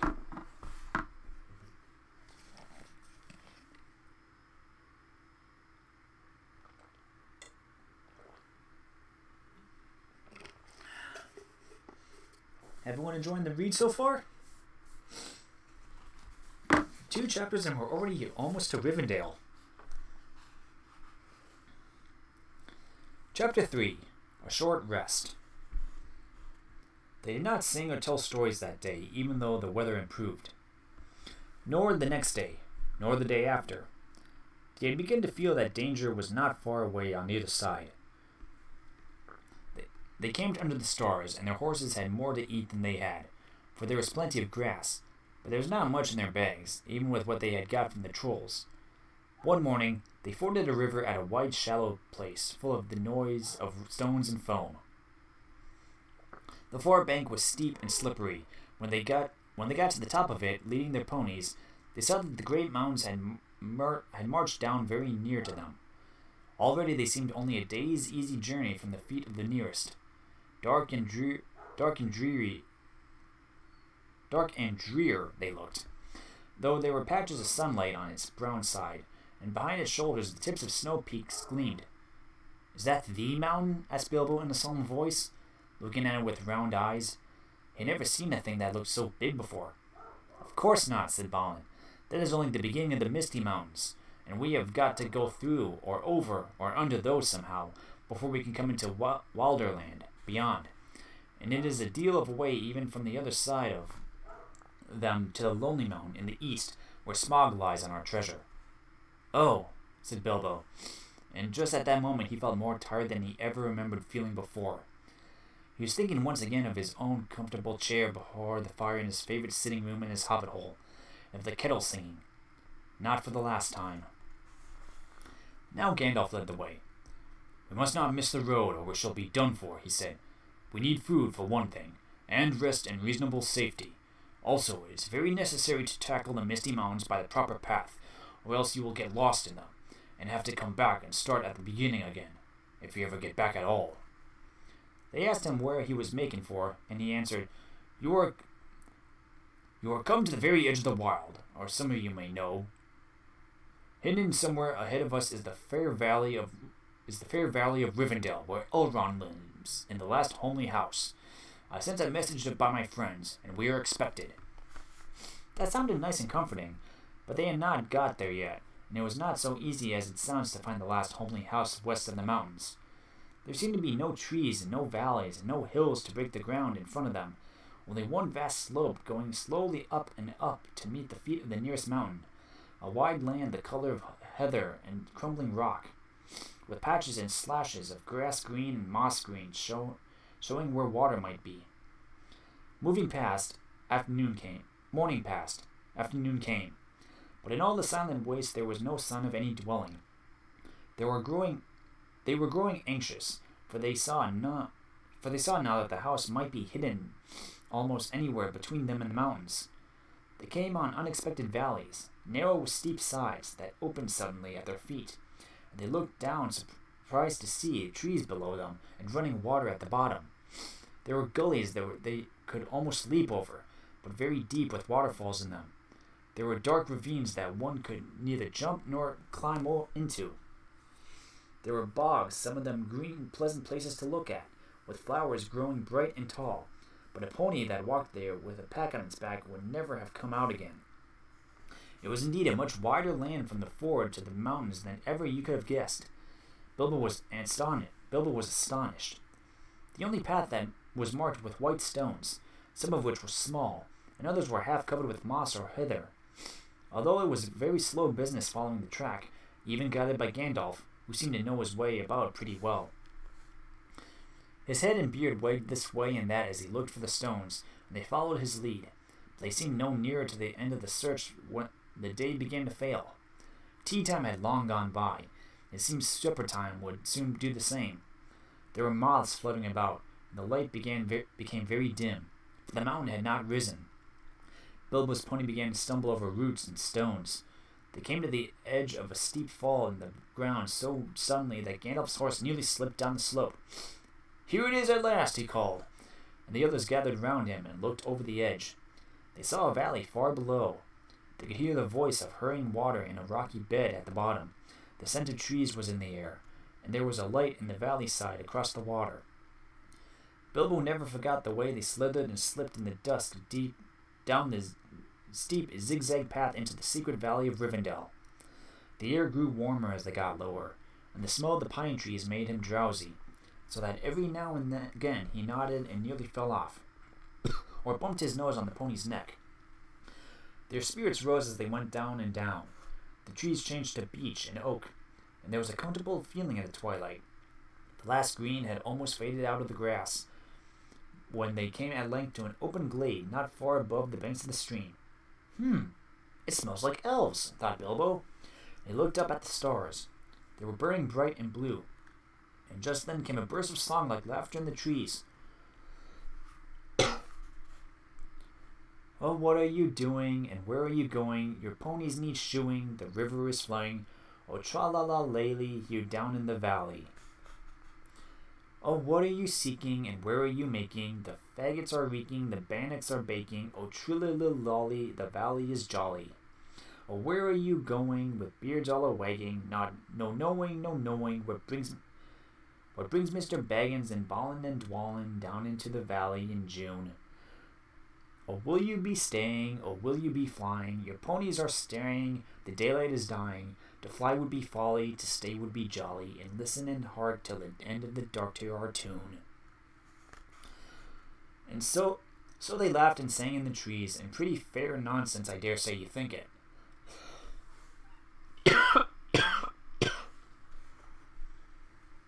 Not that they would care. They would only laugh all the more if you told them so.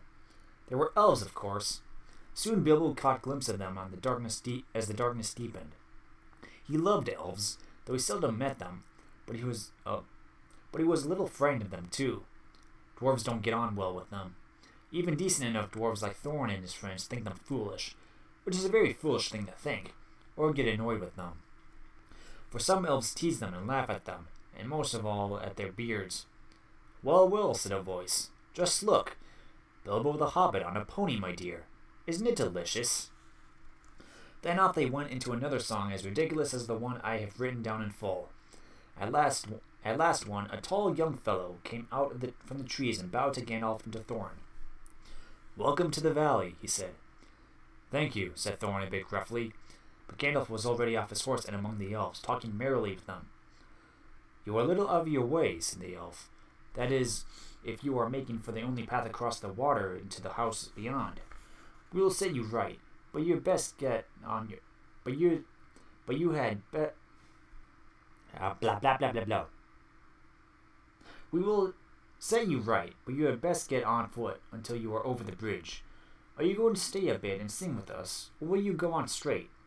Supper is preparing over there, he said. I can smell the wood fires for the cooking.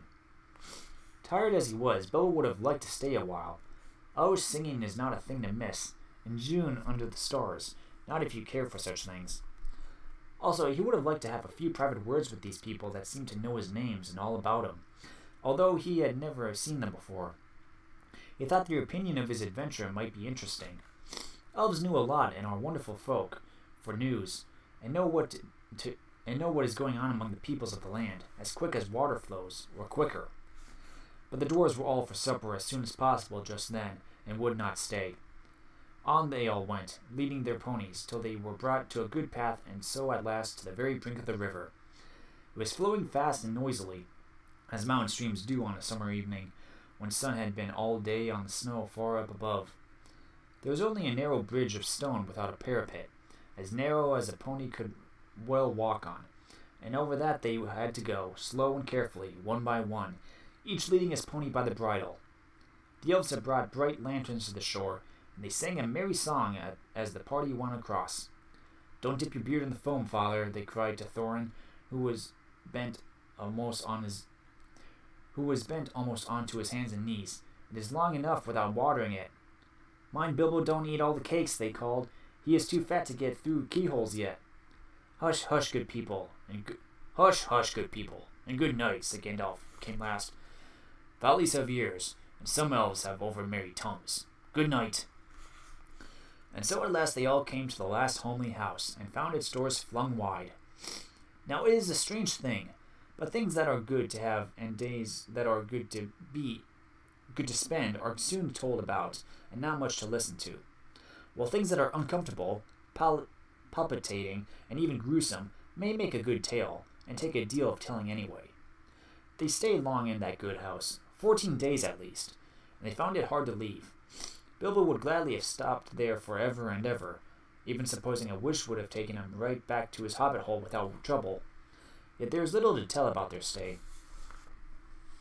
The master of the house was an elf friend, one of those people whose fathers came into the strange stories before the beginning of history, the wars of the evil goblins and the elves and the first men of the north. In those days of our tale, there were still some people who had both elves and heroes of the north for ancestors, and Elrond, the master of the house, was their chief. He was as noble and as fair in face as an elf lord, as strong as a warrior, as wise as a wizard, as venerable as a king of the dwarves, and as kind as summer. He comes into many tales, but his part in the story of Bilbo's great adventure is only a small one, though important, as you will see, if we ever get to the end of it. His house was perfect, whether you liked food, or sleep, or work, or storytelling, or singing, or just sitting and thinking best, or a pleasant mixture of all of them. Evil things did not come into that valley. I wish I had time to tell you even a few of the tales or one of the truest songs that they had heard in that house. All of them, the ponies as well, grew refreshed and strong in a few days there. Their clothes were mended as well as their bruises, their tempers and their hopes. Their bags were filled with food and provisions light to carry but strong to bring them over the mountains' passes.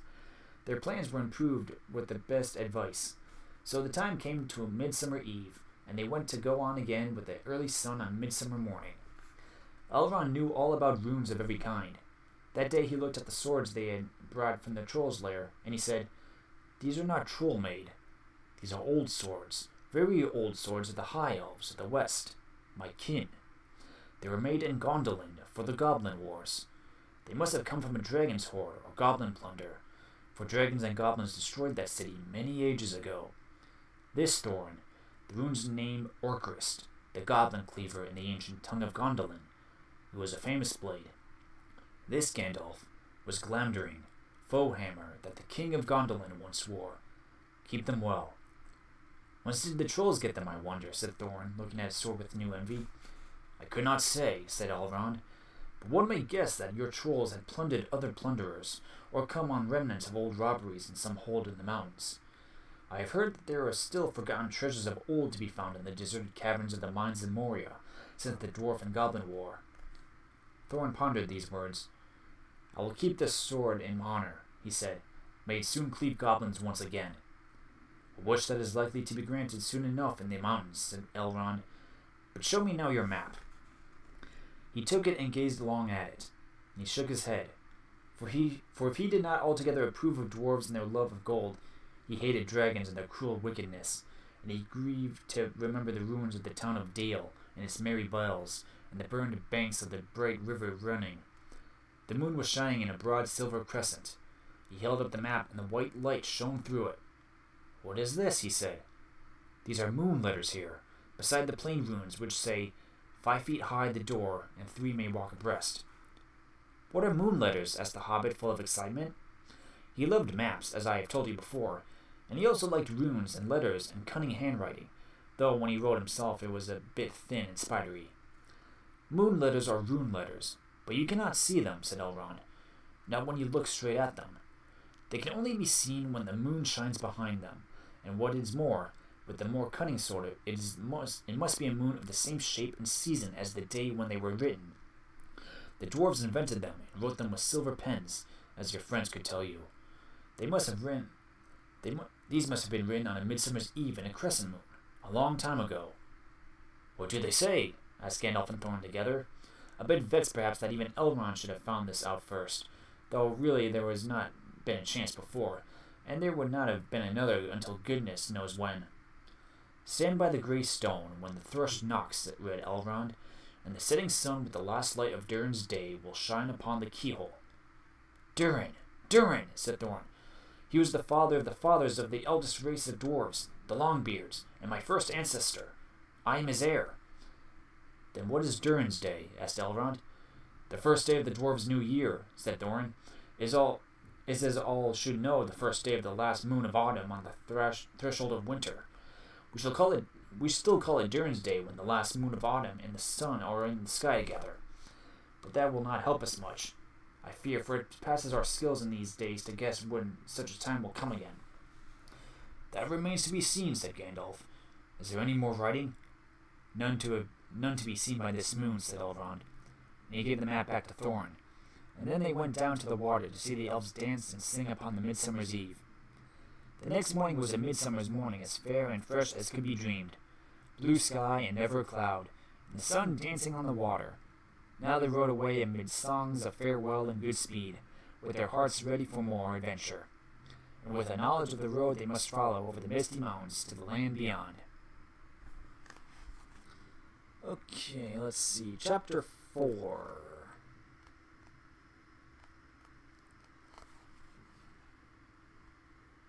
Ooh.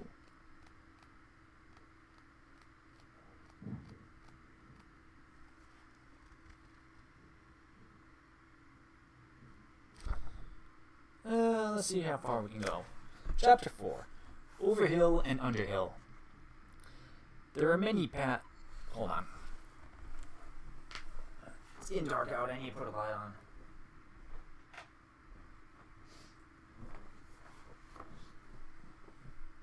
Also gotta stretch my legs. Ugh.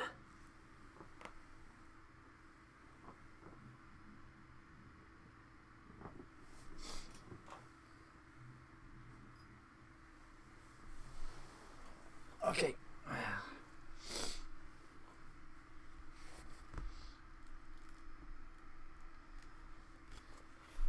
Chapter 4. Over hill and under hill. There were many paths that led up into those mountains, and many passes over them, but most of the paths were cheats and deceptions and led nowhere or to bad ends, and most of the passes were infested by evil things and dreadful dangers. The dwarves and the Hobbit, helped by the wise advice of Elrond and the knowledge of and memory of Gandalf, took the right road to the right pass. Long days after they had climbed out of the valley and left the last homely house miles behind, they were still going up and up. Oh. Did OBS just...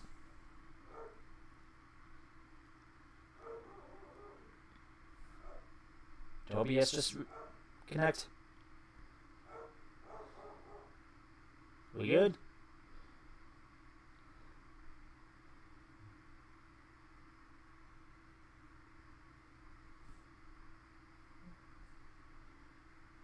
I think we're still good.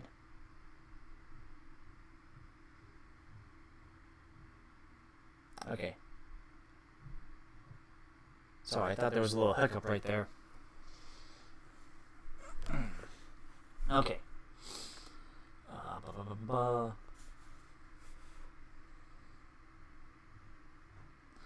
Now they could look back over the lands they had left, laid out behind them far below.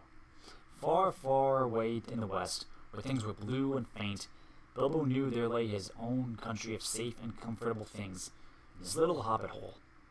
He shivered. It was getting bitter cold up here, and the wind came shrill among the rocks. Boulders, too, at times, came galloping down the mountainside, let loose by midday sun upon the snow, and passed among them, which was lucky, or over their heads, which was alarming. The nights were comfortless and chill, and they did not dare to sing or talk too loud, for the echoes were uncanny, and the silence seemed to dislike being broken, except by the noise of water, and the wail of wind and the crack of stone. The summer is getting on down below, thought Bilbo, and haymaking is going on and picnics. There will be harvesting and blackberrying before we even begin to go down the other side of that at this rate. And the others were thinking equally gloomy thoughts, although when they said goodbye to Elrond in the high hopes of a midsummer morning, they had spoken gaily of the passage of the mountains, and of riding swift across the lands beyond. They had thought of coming to the secret door in the lonely mountain, perhaps that very next last night of autumn, and perhaps it will be Durin's day, they had said. Only Gandalf had shaken his head and said nothing. Dwarves had not passed that way for many years, but Gandalf had, and he knew how evil and danger had grown and thrived in the wild, since the dragons had driven men from the lands, and the goblins had spread in secret after the battle of the mines of Moria. Even the good plans of wise wizards like Gandalf and of good friends like Elrond go astray sometimes when you are off on dangerous adventures over the edge of the wild, and Gandalf was a wise enough wizard to know it. He knew that something unexpected might happen, and he hardly dared to hope that they would pass without fearful adventure over those great tall mountains with lonely peaks and valleys where no king ruled. They did not. All was well until one day they met a thunderstorm. More than a thunderstorm. A thunder battle. You know how terrific a really big thunderstorm can be down in the land and in a river valley, especially at times when two great thunderstorms meet and clash. More terrible still are thunder and lightning in the mountains at night, where storms come up from the east and west and make war. The lightning splinters on the peaks, and rocks shiver, and great crashes split the air and go rolling and tumbling into every cave and hollow, and the darkness is filled with overwhelming noise and sudden light. Bilbo had never seen or imagined anything of the kind. They were high up in a narrow place, with a dreadful fall into a dim valley at one side of them. There they were sheltered under a hanging rock for the night, and he lay beneath a blanket and shook from head. When he peered out in the lightning flashes, he saw that across the valley the stone giants were out, and were hurling rocks at one another for a game, and catching them, and tossing them down into the darkness, where they smashed among the trees far below, or splintered into little bits with a bang. Then came a wind and a rain, and the wind whipped the rain and the hail about in every direction, so that an overhanging rock was no protection at all. Soon they were getting drenched, and their ponies were standing with their heads down and their tails between their legs, and some of them were whining with fright. They could hear the giants guffawing and shouting all over the mountainsides. "This won't do at all," said Thorin. "If we don't get blown off or drowned or struck by lightning, we shall be picked up by some giant, kicked sky high like a football."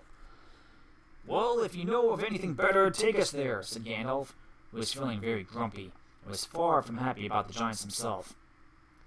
The end of their argument was that they sent Fili and Kili to look for a better shelter. They had very sharp eyes, and being the youngest of the dwarves by some 50 years, they usually got these sorts of jobs, when everyone could see that it was absolutely no use sending Bilbo. There's nothing like looking if you want to find something, or so Thorin said to the young dwarves. You certainly usually find something if you look, but it is not always quite the something you were after, so it proved on this occasion. Soon Fili and Kili came crawling back, holding on to the rocks in the wind. "We have found a dry cave," they said, "not far around the next corner, and ponies and all could get inside." "Have you thoroughly explored it?" said the wizard, who knew that caves up in the mountains were seldom unoccupied. Yes, they said, though everyone knew they could not have been long about it. They'd come back too quick. "It isn't all that big. It does not go back far." That, of course, is the dangerous part about caves. You don't know how far they go back sometimes, or where a passage behind may lead to, or what is waiting for you inside. But now Fili and Kili's news seemed good enough, so they all got up and prepared to move. The wind was howling and the thunder still growling, and they had a business getting themselves and their ponies along. Still, it was not very far to go, and before long they came to a big rock standing out into the path. If you stepped behind, you found a low arch in the side of the mountain.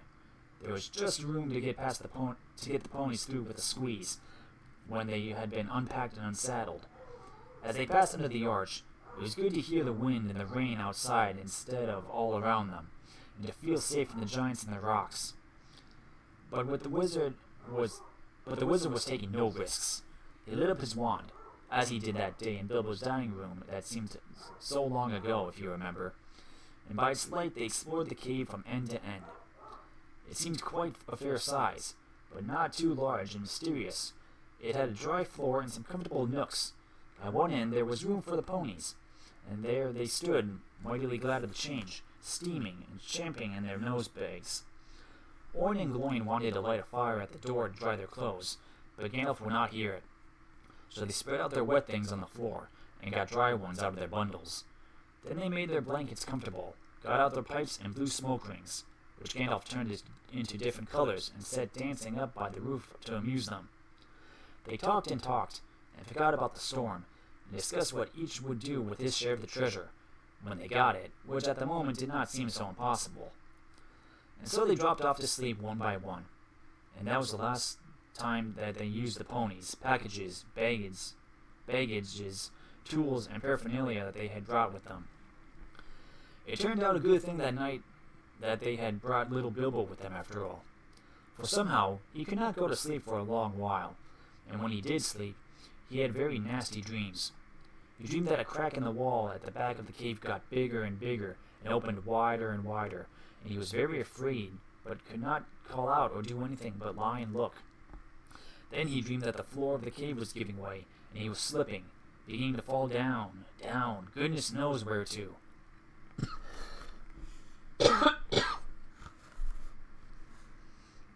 At that he woke up with a horrible start, and found that part of his dream was true.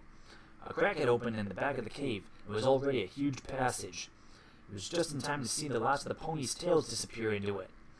Of course, he gave a very loud yell, as loud a yell as a hobbit can give, which was surprising for their size. Out jumped the goblins. Big goblins. Great ugly-looking goblins. Lots of goblins.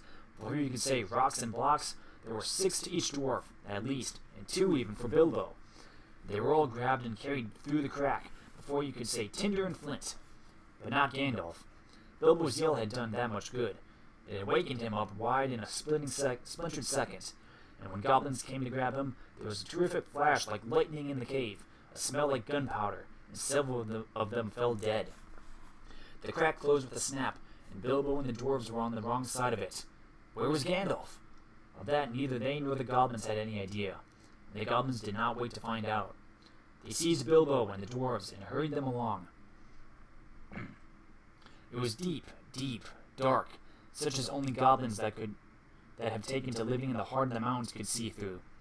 The passages there were crossed and tangled in all directions, but the goblins knew their way, as well as you do to the nearest post office.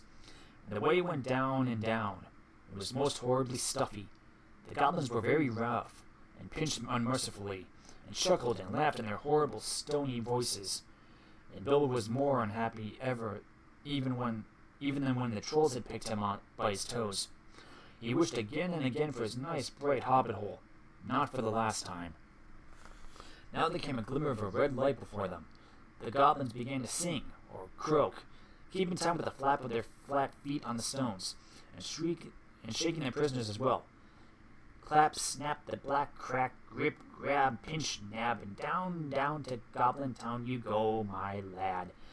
Clash, clash, crash, crush, smash, hammer and tong, knocker and gong, pound, far underground, ho, ho, my lad. Swish, smack, whip, crack, batter and beat, yammer and bleat. Work, nor dare to shirk, while goblins quaff and goblins laugh, round and round, far underground, below, my lad. It sounded truly terrifying. The walls echoed to the clap, snap, and the crush, smash, and to the ugly laughter of their ho, ho, my lad. The general meaning of the song was only too plain, for now the goblins took out whips and whipped them with a swish, smack, and set them running as fast as they could in front of them. More than one of the dwarves were already yammering and bleeding like anything when they stumbled into a big cavern. It was lit by a great red fire in the middle, and by torches along the walls, and it was full of goblins. They all laughed and stamped and clapped their hands when the dwarves, with poor little Bilbo at the back and nearest to the whips, came running in, while the goblin drivers whooped and cracked their whips behind. The ponies were already there, huddled in a corner, and there were all the baggages and packages lying broken open and being rummaged by goblins, and smelt by goblins, and fingered by goblins, and quarreled over by goblins.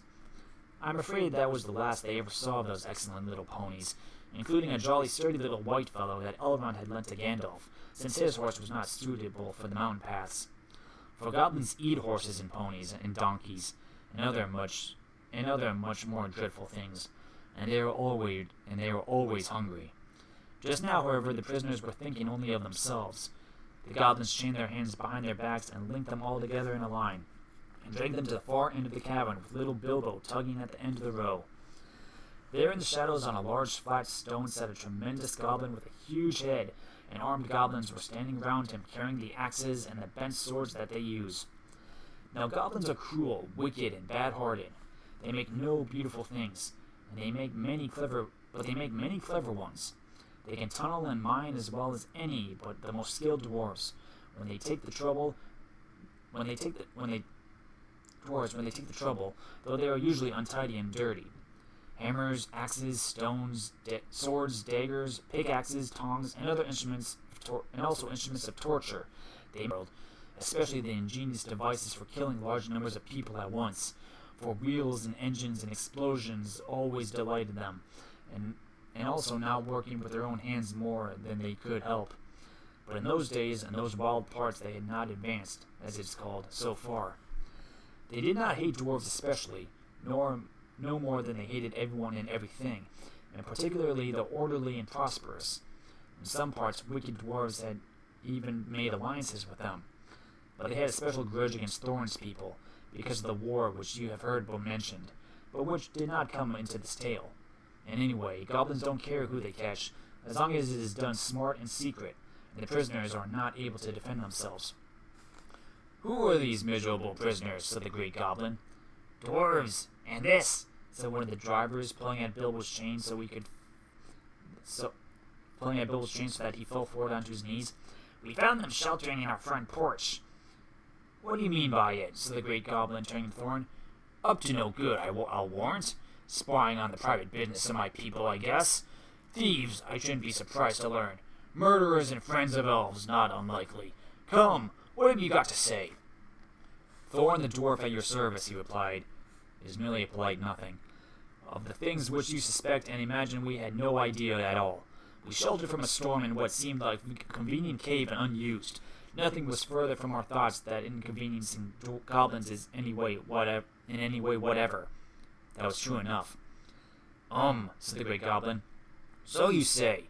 But I asked what you were doing up in the mountains at all, and where you were coming from, and where you were going to. In fact, I should like to know all about you."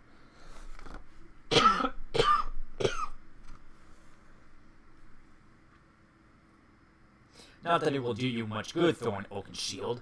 I know too much about your folk already. But let's have the truth, or I will prepare something particularly uncomfortable for you. We were on a journey to visit our relatives, our nephews and nieces, and first, second, and third cousins, and the other descendants of our grandfathers, who live on the east side of these truly hospitable mountains," said Thorin, not quite knowing what to say all at once in a moment, when obviously the exact truth would not do at all. He is a liar, truly tremendous one," said one of the drivers. "Several of our people were struck by lightning in the cave when we invited these creatures to come below, and they were all dead as stones. Also, he has not explained this." He held out the sword which Thorin had worn, the sword which came from the troll's lair. The great goblin gave a truly awful howl of rage when he looked at it, and all the soldiers gnashed their teeth, clashed their shields, and stamped. They knew the sword at once. It had killed hundreds of goblins in its time, when the fair elves of Gondolin hunted them in the hills, or did battle before their walls. They had called it Orcrist, Goblin Cleaver, but the goblins called it simply Biter. They hated it, and hated worse anyone who carried it. "Murderers and elf-friends!" the great goblin shouted. "Slash them! Beat them! Bite them! Gnash them! Take them away to dark holes full of snakes, and never let them see the light again!" He was in such a rage that he jumped off his seat and himself rushed at Thorin with his mouth open. Just at that moment, all the lights in the cavern went out, and the great fire went off, poof, into a tower of blue glowing smoke, right up to the roof, that scattered piercing white sparks all among the goblins. The yells and yammering, croaking, gibbering and jabbering, howls, growls, and curses, shrieking and skrieking that followed were beyond description. Several hundred wild cats and wolves being roasted slowly alive together would not have compared with it. The sparks were burning holes in the goblins, and the smoke that now fell from the roof made the air too thick for even their eyes to see through. Soon they were falling over one another and rolling in heaps on the floor, biting and kicking and fighting as if they were all gone mad. Suddenly, a sword flashed in its own light. Bilbo saw it go right through the great goblin as he stumbled dumbfounded in the middle of his rage. He fell dead, and the goblin soldiers fled before the sword shrieked into the darkness. The sword went back into its sheath. "Follow me, quick!" said a voice, fierce and quiet. Before Bilbo understood what was happening, he was trotting along again, as fast as he could trot, at the end of the line, down more dark passages with the yells of the goblin hall growing fainter behind him. A pale light was leading them on. "Quicker, quicker," said the voice. "The torches will soon be relit." "Half a minute," said Dory, who was at the back next to Bilbo, and a decent fellow. He made the hobbit scramble on his shoulders as best he could with his tied hands, and then off they all went at a run, with a clink-clink of chains and many a stumble, since they had no hands to steady themselves with. Not for a long while did they stop, and by that time they must have been right down in the very mountain's heart. Then Gandalf lit up his wand. Of course it was Gandalf. But just then they were too busy to ask how he got there. He took out his sword again, and Again, it flashed in the dark by itself. It burned with a rage that made it gleam if goblins were about. Now it was bright as blue flame for delight in the killing of the great lord of the cave.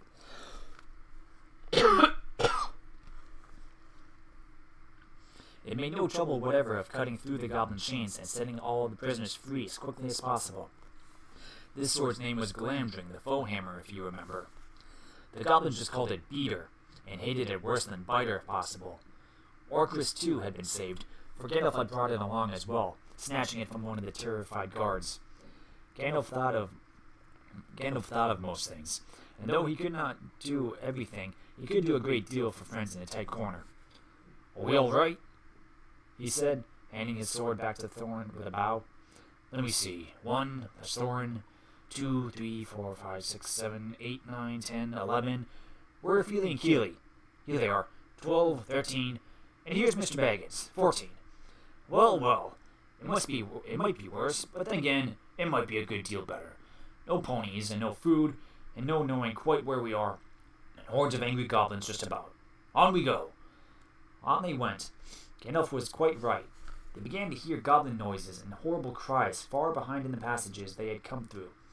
That sent them on faster than ever. As poor Bilbo could not possibly go half as fast, for dwarves can roll along at a tremendous pace, I can tell you, when they have to. They took it in turn to carry him on their backs. Still, goblins go faster than dwarves, and these goblins knew the way better. They had made the pass themselves, and were madly angry, so that do what they could, the dwarves heard the cries and howls getting closer and closer. Soon they could hear even the flap of the goblin feet, many feet, which seemed only just around the last corner. The blink of red torches could be seen behind them in the tunnels they were following, and they were getting deadly tired. "Why, oh why did I ever leave my hobbit hole?" said poor Mr. Baggins, bumping up and down on Bomber's back. "Why, oh why did I ever bring a wretched little hobbit on a treasure hunt?" said poor Bomber, who was fat and staggering along with the sweat dripping down his nose in his heat and terror. At this point, Gandalf fell behind, and Thorin with him. They turned a sharp corner. "About turn!" he shouted. "Draw your sword, Thorin!" There was nothing else to do, and the goblins did not like it. There's nothing else to be done, and the goblins did not like it. They came scurrying round the corner in full cry, and found Goblin Cleaver and Foe Hammer shining cold and bright right in their astonished eyes. The ones in front dropped their torches and gave one yell before they were killed. The ones behind yelled still more, and leapt back, knocking over those who were running after them. "Biter and Beater!" they shrieked. And soon they were all in confusion, and most of them were hustled back the way they had come. It was quite a long while before any of them dared to turn that corner. By that time, the dwarves had gone on again, a long way on into the dark tunnels of the goblins' realm. When the goblins discovered that, they put out their torches, and they slipped on soft shoes, and they chose out their very quickest runners, with the sharpest ears and eyes. They ran forward, as swift as weasels in the dark, and with hardly any more noise than bats. That is why neither Bilbo, nor the dwarves, nor even Gandalf heard them coming. Nor did they see them, but they were seen by the goblins that ran silently up behind, for Gandalf was letting his wand give them out a faint light to help the dwarves as they went along. Quite suddenly, Dory, now at the back again carrying Bilbo, was grabbed from behind in the dark. He shouted and fell, and the hobbit rolled off his shoulders into the blackness, bumping his head on hard rocks, and remembering nothing more. Let's see. 28, 91. Let's see. We're going for about. You know what?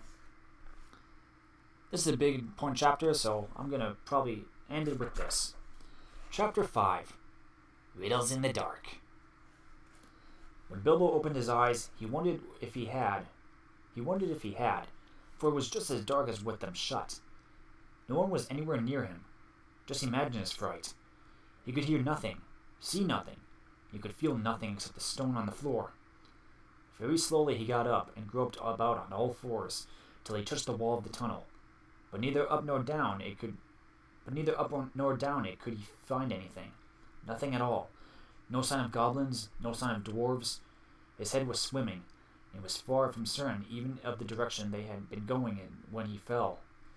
He guessed as well as he could, and crawled along for a good way, till suddenly his hand met what felt like a tiny ring of cold metal lying on the floor of the tunnel. It was a turning point in his career, but he did not know it. He put the ring in his pocket almost without thinking. Certainly it did not seem of any particular use at the moment.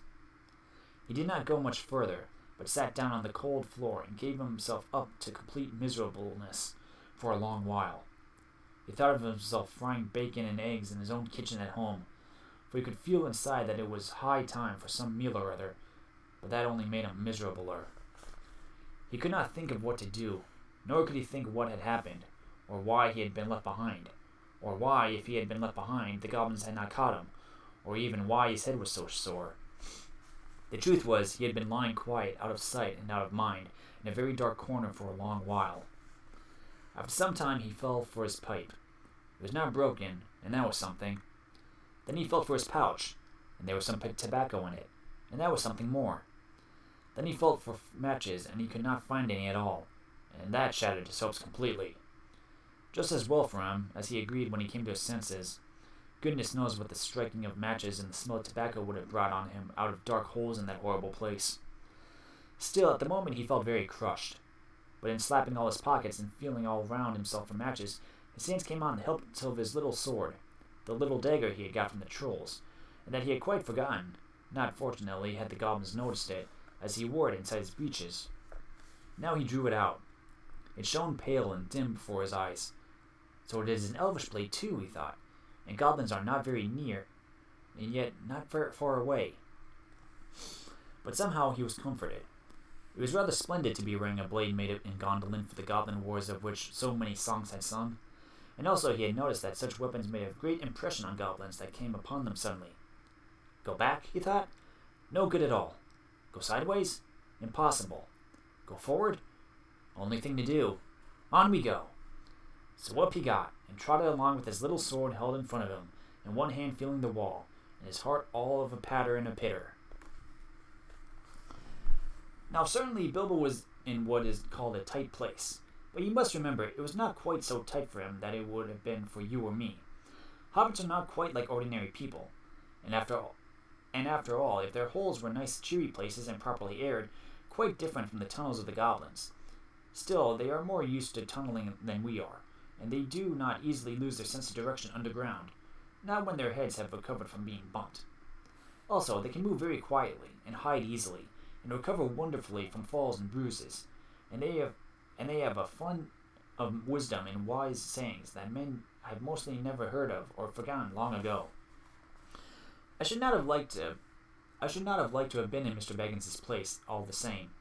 The tunnel seemed to have no end. All he knew was that it was still going down pretty steadily and keeping in the same direction in spite of a twist and a turn or two. There were passages leading off to the side every now and then, as he knew by the glimmer of his sword, or could feel with his hand on the wall. Of these he took no notice, except to hurry past for fear of goblins or half-imagined dark things coming out of them. On and on he went, and down, and still he heard no sound of anything except the occasional whir of a bat in his ear, which startled him at first, till it became too frequent to bother about. I do not know how long he kept on like this, hating to go on, not daring to stop, on, until he was tireder than tired. It seemed like all the way to tomorrow and over it to the days beyond. Suddenly, without any warning, he tried to splash into water. Ugh! It was icy cold. That pulled him up short. He did not know whether it was just a pool in the path, or the edge of an underground stream that crossed the passage, or the brink of a deep, dark subterranean lake. The sword was hardly shining at all. He stopped, and he could hear, when he listened hard, drops dripping from an unseen roof into the water below. But there seemed no other sort of sound. So it is a pool or a lake, and not an underground river, he said. Still, he did not dare to wade out into the darkness. He could not swim, and he thought too of nasty slimy things, with big, bulging, blind eyes, wiggling in the water. These were strange things living in the pools and lakes in the hearts of mountains. Fish whose fathers swam in. Good goodness only knows how many years ago, and never swam out again, while their eyes grew bigger and bigger and bigger from trying to see in the blackness. Also, there were other things more slimy than fish. Even in the tunnels and caves the goblins had made for themselves, there were other things living unbeknownst to them that have sneaked in from outside to lie in the dark. Some of these eyes, too, go back to their beginnings to ages before the goblins, who only widened them and joined them up with the passages. And the original owners are still there in odd corners, slinking and nosing about. Deep down here by the dark water lived old Gollum, a small, slimy creature. I don't know where he came from, nor who or what he was. He was Gollum, as dark as darkness, except for two big, round, pale eyes in his thin face. He had a little boat, and he rowed about quite quietly on the lake, for lake it was, wide and deep and deadly cold. He paddled it with large feet dangling over the side, but never a ripple did he make, nor he. He was looking out of his pale lamp-like eyes for blind fish, which he grabbed with his long fingers as quick as thinking. He liked meat, too. Goblin he thought good. When he took care, they never found him out. He just throttled them from behind if they ever came down along anywhere near the edge of the water, while he was prowling about. They very seldom did, for they had a feeling that something unpleasant was lurking down there, down at the very roots of the mountain. They had come to the lake, where they were tunneling down long ago, and they found they could go no further, so there their road ended in that direction, and there was no reason to go that way, unless the great goblin sent them. Sometimes he took a fancy for fish from the lake, and sometimes neither goblin nor fish came back. Actually, Gollum lived on the slimy island of rock in the middle of the lake. He was watching Bilbo now from the distance with his pale eyes like telescopes. Bilbo could not see him, but he was wondering a lot about Bilbo, for he could see that he was no goblin at all. Gollum got into his boat and shot off from the island, while Bilbo was sitting on the brink, altogether flummoxed and at the end of his way and his wits. Suddenly, up came Gollum and whispered and hissed, "Bless us and splash us, my precious. I guess it's a choice feast. At least a good, tasty morsel it'd make us, Gollum." And when he said Gollum, he made a horrible swallowing noise in his throat. That is how he got his name, though he always called himself my precious. The Hobbit jumped nearly out of his skin when the hiss came in his ears, and he suddenly saw the pale eyes sticking out at him. "Who are you?" he said, thrusting his dagger in front of him. "What is he, my precious?" whispered Gollum, who always spoke to himself, though never having anyone else to speak to. This is what he had come to find out, for he was not really very hungry at the moment, only curious. Otherwise he would have grabbed first and whispered afterwards. "I am Mr. Bilbo Baggins. I've lost the dwarves, and I've lost the wizard, and I don't know where I am, and I don't want to know. If only I could get away." "What's he got in his handses?" said Gollum, looking at the sword, which he did not quite like. "A sword, a blade, which came out of Gondolin." "Sssss," said Gollum, and became quite polite.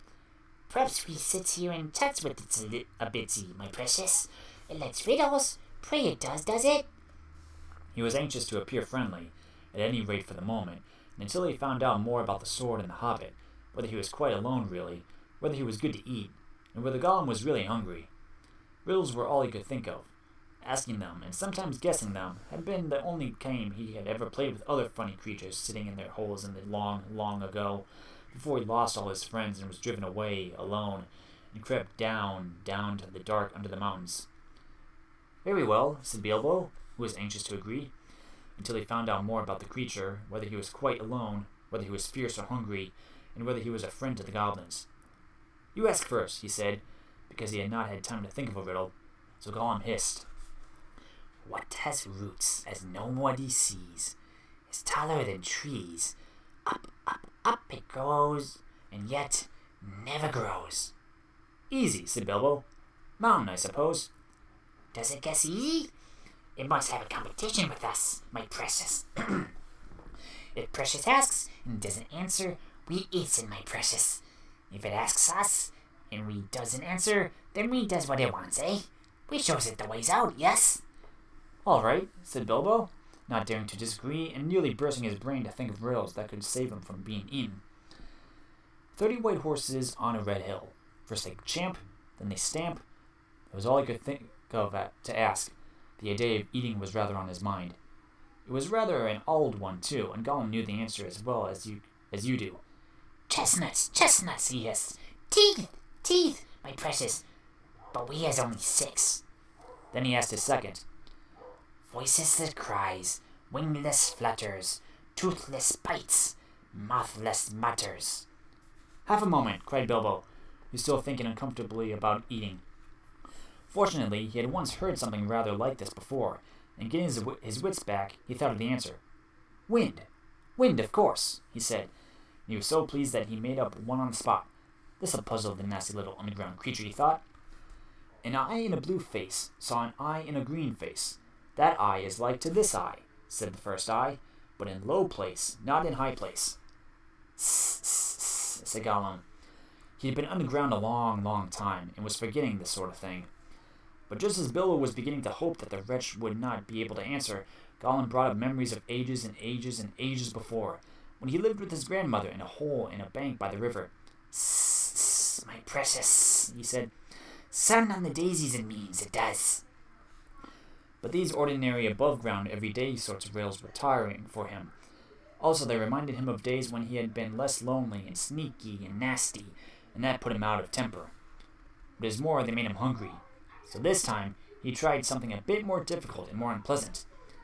It cannot be seen, cannot be felt, cannot be heard, cannot be smelt. It lies behind stars and under hills, and empty holes it fills. It comes first and follows after, ends life, kills laughter. Unfortunately for Gollum, Bilbo had heard that sort of thing before, and the answer was all around him anyway.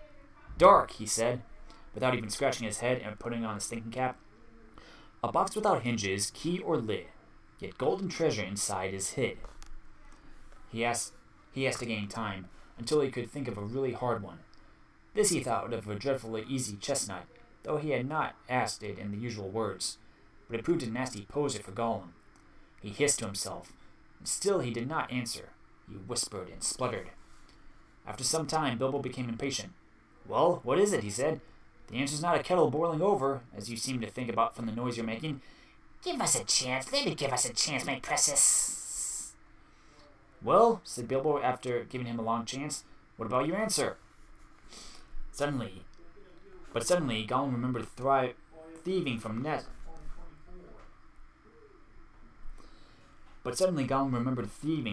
long ago, and sitting under the river bank, teaching his grandmother to suck Eggses, he hissed. Eggses it is. Then he asked, Alive without breath, as cold as death, never thirsty, ever drinking, all in mail never clinking. He also, in his turn, thought this was a dreadfully easy one, because he was always thinking of the answer, but he could not remember anything better at the moment. He was so flustered by the egg question. All the same, it was a poser for poor Bilbo, who never had anything to do with the water if he could help it. I imagine you know the answer, of course, or can guess it as easy as winking, since you are sitting comfortably at home and have not the danger of being eaten to disturb your thinking. Bilbo sat and cleared his throat once or twice, but no answer came. After a while, Gollum began to hiss with pleasure to himself. Is it nice, my precious? Is it juicy? Is it scrumptiously crunchable? He began to peer at Bilbo out of the darkness. Half a moment, said the Hobbit, shivering. I gave you a long chance just now. It must make haste, haste, said Gollum, beginning to climb out of his boat and onto the shore to get at Bilbo. But when he put his long webby foot in the water, a fish jumped out in the fright and fell on Bilbo's toes. Ugh, he said, it's cold and clammy. And so he guessed. Fish, fish, he cried, is fish. Gollum was dreadfully disappointed, but Bilbo asked another riddle as quick as ever he could, so that Gollum had to get back into his boat and think. No legs lay on one leg, 2 legs sat near on 3 legs, 4 legs got some. It was not really the right time for this riddle, but Bilbo was in a hurry. Gollum might have had some trouble guessing it if he had asked it at another time. As it was, talking of fish, no legs was not so very difficult, and after the rest of it was easy. Fish on a table, man at table sitting on stool, the cat has the bones. That, of course, is the answer, and Gollum soon gave it. Then he thought the time had come to ask something hard and horrible. This is what he said. This thing all things devours, birds, beasts, trees, flowers, gnaws iron, bites steel, grinds hard stones to meal, slays kings, ruins towns, and beats high mountains down. Poor Bilbo sat in the dark thinking of all the horrible names of all the giants and ogres he had ever heard of in tales, but not one of them had done all these things. He had a feeling that the answer was quite different, and that he ought to know it, but he could not think of it. He began to get frightened, and that is bad for thinking. Gollum began to get out of his boat. He flapped into the water and paddled to the bank. Bilbo could see his eyes coming toward him. His tongue seemed to stick to his mouth. He wanted to shout out, "Give me more time! Give me more time!" But all that came out with a sudden squeal of, "Time! Time!" Bilbo was saved by pure luck, for that, of course, was the answer. Gollum was disappointed once more, and now he was getting angry, and also tired of the game. It had made him very hungry indeed. This time he did not go back to the boat. He sat down in the dark by Bilbo. That made the hobbit most dreadfully uncomfortable and scattered his wits. It's got to ask Susgo a question, my precious. Yes, yes, yes. Just one more question to guess. Yes, yes, said Gollum. But Bilbo simply could not think of any question with the nasty, wet, cold thing sitting next to him, and pawing and poking him. He scratched himself. He pinched himself. Still he could not think of anything. Ask us, said Gollum. Bilbo pinched himself and slapped himself. He gripped on his little sword. He even felt in his pocket with his other hand. There he found the ring he had picked up in the passage and forgotten about it. "What have I got in my pocket?" he said aloud. He was talking to himself, but Gollum thought it was a riddle, and he was frightfully upset. Not fair, he hissed. It isn't fair, my precious. It isn't to ask us what it's got in its nasty little pockets. Bilbo, seeing what was happening, and having nothing better to ask, stuck to his question. "What have I got in my pocket?" he said louder. "Sssss," hissed Gollum. You must give us 3 guesses. 3 guesses, my precious. 3 guesses. "Very well. Guess away," said Bilbo. "Hanses," said Gollum. "Wrong," said Bilbo, who had luckily just taken his hand out again. "Guess again." "Sssss," said Gollum, more upset than ever. He thought of all the things he kept in his own pockets. Fish bones, goblin's teeth, wet shells, a bit of bat wing, a sharp stone to sharpen his fangs on, and other nasty things. He tried to think what other people kept in their pockets. "Knife," he said at last. "Wrong," said Bilbo, who had lost his some time ago. "Last guess." Now Gollum was in a much worse state than when Bilbo had asked him the egg question. He hissed and spluttered and rocked himself backward and forward and slapped his feet on the floor and wiggled and squirmed, but still did not dare to waste his last guess. "Come on," said Bilbo, "I'm waiting." He tried to sound bold and cheerful, but he did not feel at all sure about the game, how the game was going to end, whether Gollum guessed right or not. "Time's up," he said.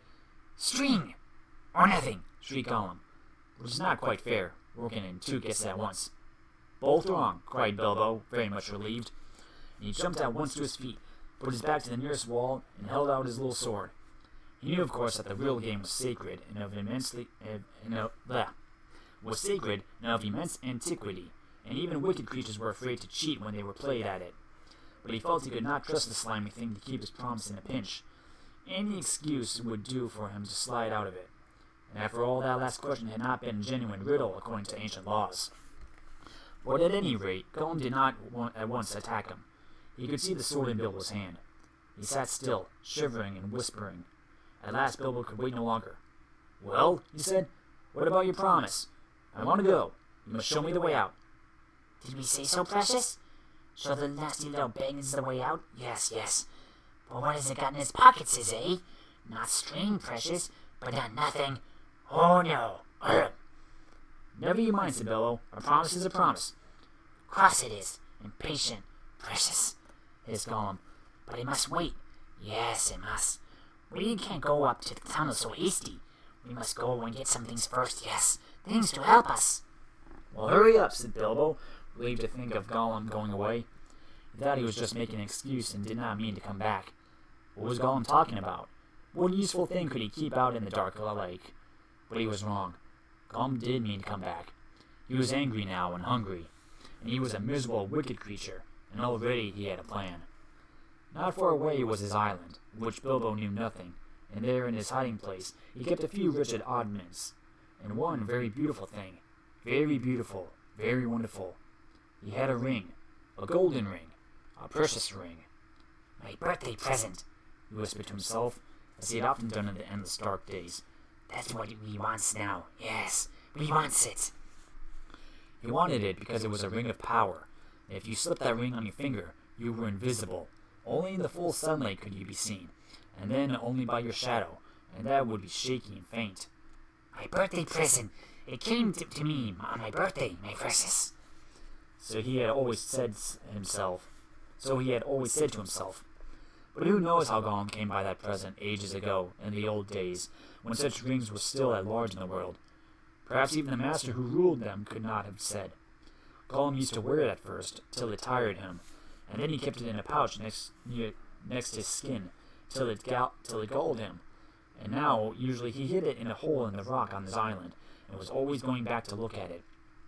And still sometimes he put it on, when he could not bear to be parted from it any longer, or when he was very, very hungry and tired of fish. Then he would creep along dark passages looking for stray goblins. He might even venture into places where the torches were lit and make his eyes blink and smart, for he would be safe. Oh yes, quite safe. No one would see him, no one would notice him, till he had his fingers on their throats. Only a few hours ago he had worn it and caught a small goblin imp. How it squeaked! He still had a bone or two left to gnaw, and he wanted something softer. Quite safe, yes, He whispered to himself. it won't seize us, will it, my precious? No, it won't seize us. And it's nasty little sword will be useless. Yes, quite. This is what was in his wretched little mind as he slipped suddenly from Bilbo's side and flopped back to his boat and went off into the dark. Bilbo thought he had heard the last of him. Still, he waited a while, for he had no idea how to find his way out alone. Suddenly, he heard a screech that sent a shiver down his back. Gollum was cursing and wailing away in the gloom, not very far off by the sound of it. He was on his island, scrambling around here and there, searching and seeking in vain. Where is it? Where is it? Bilbo heard him cry. Lost it, my precious. Lost, lost. Curse us and crush us. My precious is lost. What's the matter? Bilbo called. What have you lost? It mustn't ask us, Shrieked Gollum. not its business. No, it's lost. Well, so am I, cried Bilbo. I want to get unlost. I won the game and you promised, so come along. Come and let me out, and then go on about with your looking. Utterly miserable as Gollum sounded, Bilbo could not find much pity in his heart, and he had a feeling that anything Gollum wanted so much could hardly be something good. Come along, he shouted. No, not yet, precious, Goblin answered. We must search for it, for it's lost. But you never guessed my last question, and you promised, said Bilbo. Never guessed, Said Gollum. Then suddenly, out of the gloom came a sharp hiss. What has it got in its pockets, sis? Tell us first. It must tell first. As far as Bilbo knew, there was no particular reason why you should not tell. Gollum's mind had jumped to a guess quicker than his.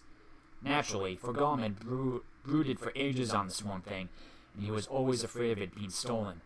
But Bilbo was annoyed at the delay.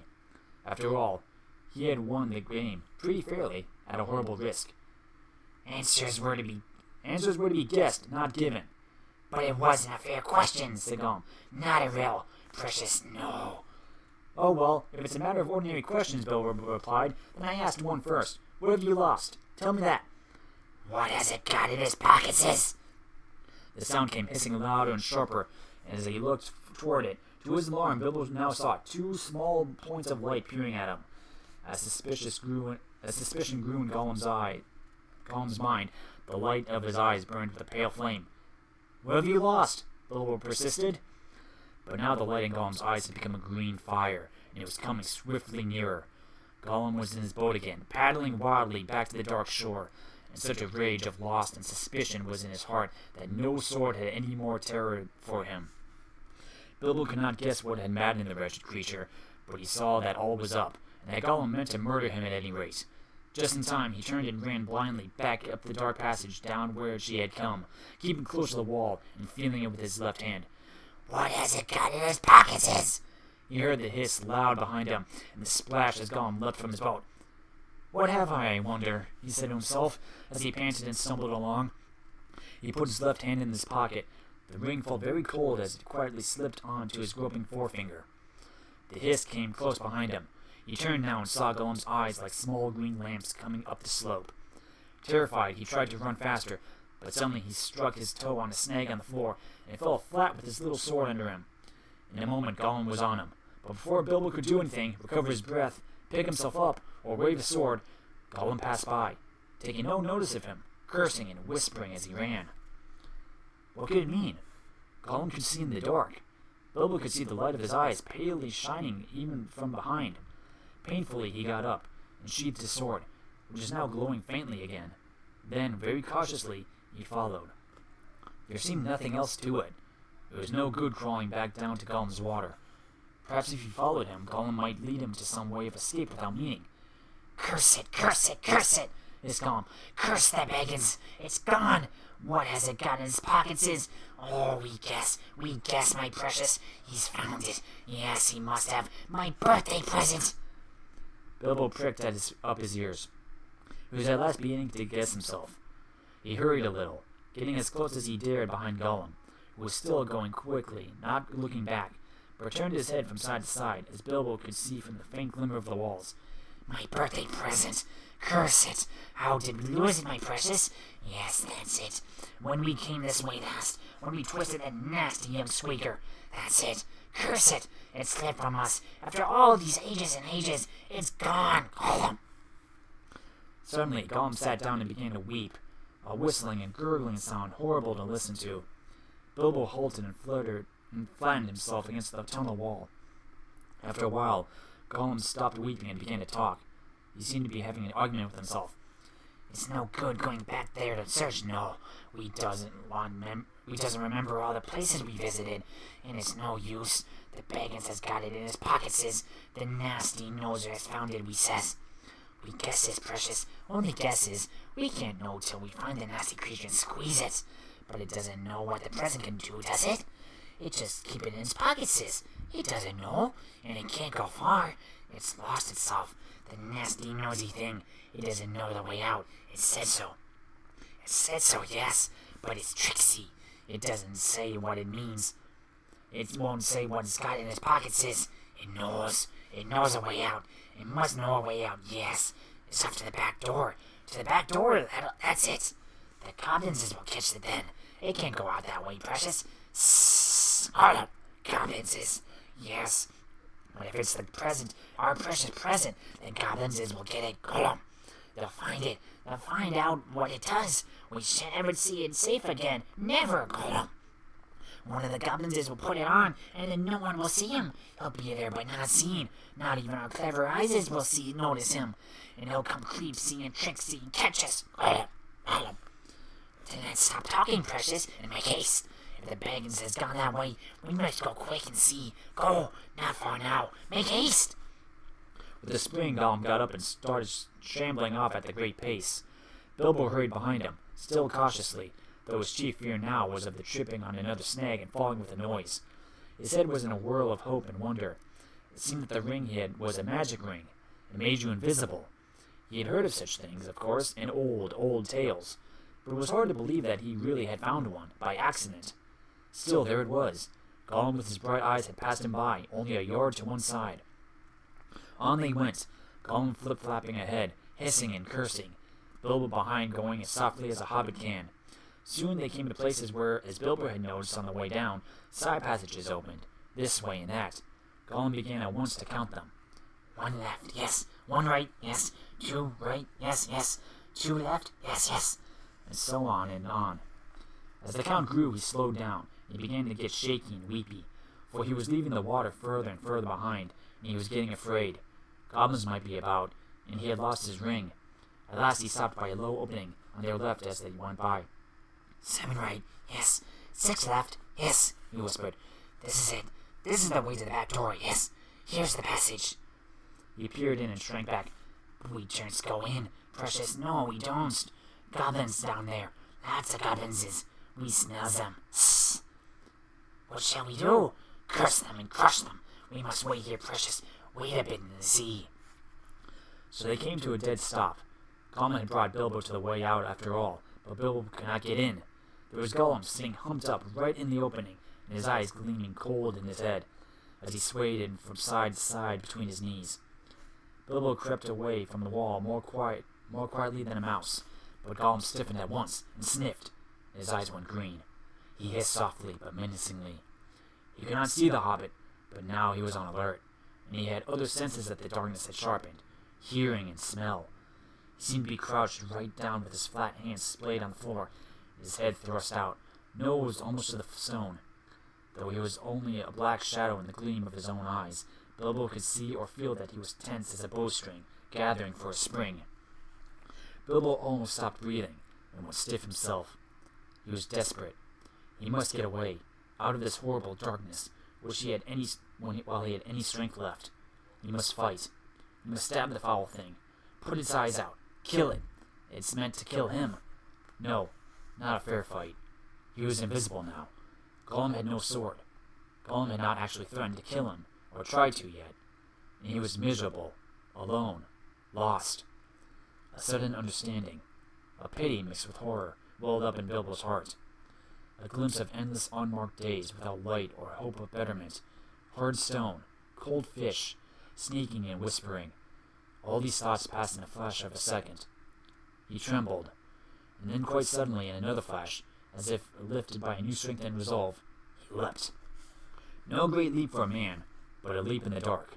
Straight over Gollum's head he jumped, 7 feet forward and 3 in the air. Indeed, had he known it, he only just missed cracking his skull on the low arch of the passageway. Gollum threw himself backwards and grabbed onto the Hobbit as the Hobbit flew over him, but too late. His hand snapped on thin air, and Bilbo, falling fair on his sturdy feet, sped off down the new tunnel. He did not turn to see what Gollum was doing. There was hissing and cursing almost at his heels at first, then it stopped. All at once there came a blood-curdling shriek, filled with hate, dread, and despair. Gollum was defeated. He dared go no further. He had lost his prey, and lost, too, the only thing he had ever cared for, his precious. The cry brought Bilbo's heart to his mouth, but still he held on. Now faint as an echo, but menacing, the voice came behind. Thief! Thief! Thief! Baggins! We hates it! We hates it! We hates it forever! Then there was a silence, but that too seemed menacing to Bilbo. If goblins are so near that he smelt them, he thought, then they'll have heard his shrieking and cursing. Careful now, or this way will lead you to worse things. The passage was low and roughly made. It was not too difficult for the Hobbit, except when, in spite of all care, he stubbed his poor toes again, several times, on nasty, jagged stone in the floor. A bit low for goblins, at least for the big ones, thought Bilbo, not knowing that even the big ones, the orcs of the mountains, go along at a great speed, stooping low with their hands almost to the ground. Soon the passage that had been sloping down began to go up again, and after a while they climbed steeply. That slowed Bilbo down, but at least the slope stopped. The passage turned a corner and dipped down again, and there at the bottom of the short incline he saw, filtering round another corner, a glimpse of light. Not red light, as a fire or a lantern, but a pale out-of-doors sort of light. Then Bilbo began to run. Scuttling as fast as his legs would carry him, he turned the last corner and came suddenly right into an open space, where the light, after all that time in the dark, seemed dazzlingly bright. Really, it was only a leak of sunshine and through a doorway, where a great door, a stone door, was left standing open. Bilbo blinked, and then suddenly he saw the goblins. Goblins in full armor with drawn swords sitting just inside the door, and watching it with wide eyes, and watching the passage that led to it. They were aroused, alert, ready for anything. They saw him sooner than he saw them. Yes, they saw him. Whether it was an accident or a last trick of the ring before it took a new master, it was not on his finger. With yells of delight, the goblins rushed upon him. A pang of fear and loss, like an echo of Gollum's misery, smote Bilbo, and forgetting even to draw his sword, he stuck his hand in his pocket. There was the ring still, in his left pocket, and it slipped on his finger. The goblins stopped short. They could not see a sign of him. He had vanished. They yelled twice as loud as before, but not so delightedly. "Where is it?" they cried. "Go back up the passage," some shouted. "This way," some yelled. "That way," others yelled. "Look out for the door," bellowed the captain. Whistles blew, armor clashed, swords rattled, Goblins cursed and swore and ran hither and thither, falling over one another and getting very angry. There was a terrible outcry, to-do, and disturbance. Bilbo was dreadfully frightened, but he had the sense to understand what had happened and to sneak behind a big barrel which held drink for the goblin guards, and so get out of the way and avoid being bumped into, trampled to death, or caught by feel. I must get to the door. I must get to the door, he kept on saying to himself, but it was a long time before he ventured to try. Then it was like a horrible game of blind man's bluff. The place was full of goblins running about, and the poor little hobbit, dodging this way and that, was knocked over by a goblin who could not make out what he had bumped into, scrambling again on all fours, slipping between the legs of the captain just in time, got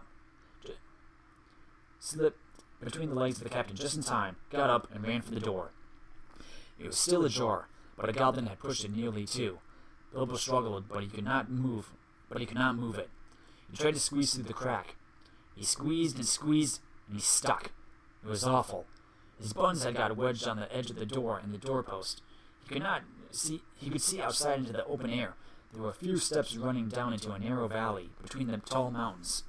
The sun came out from behind a cloud and shone bright on the outside of the door, but he could not get through.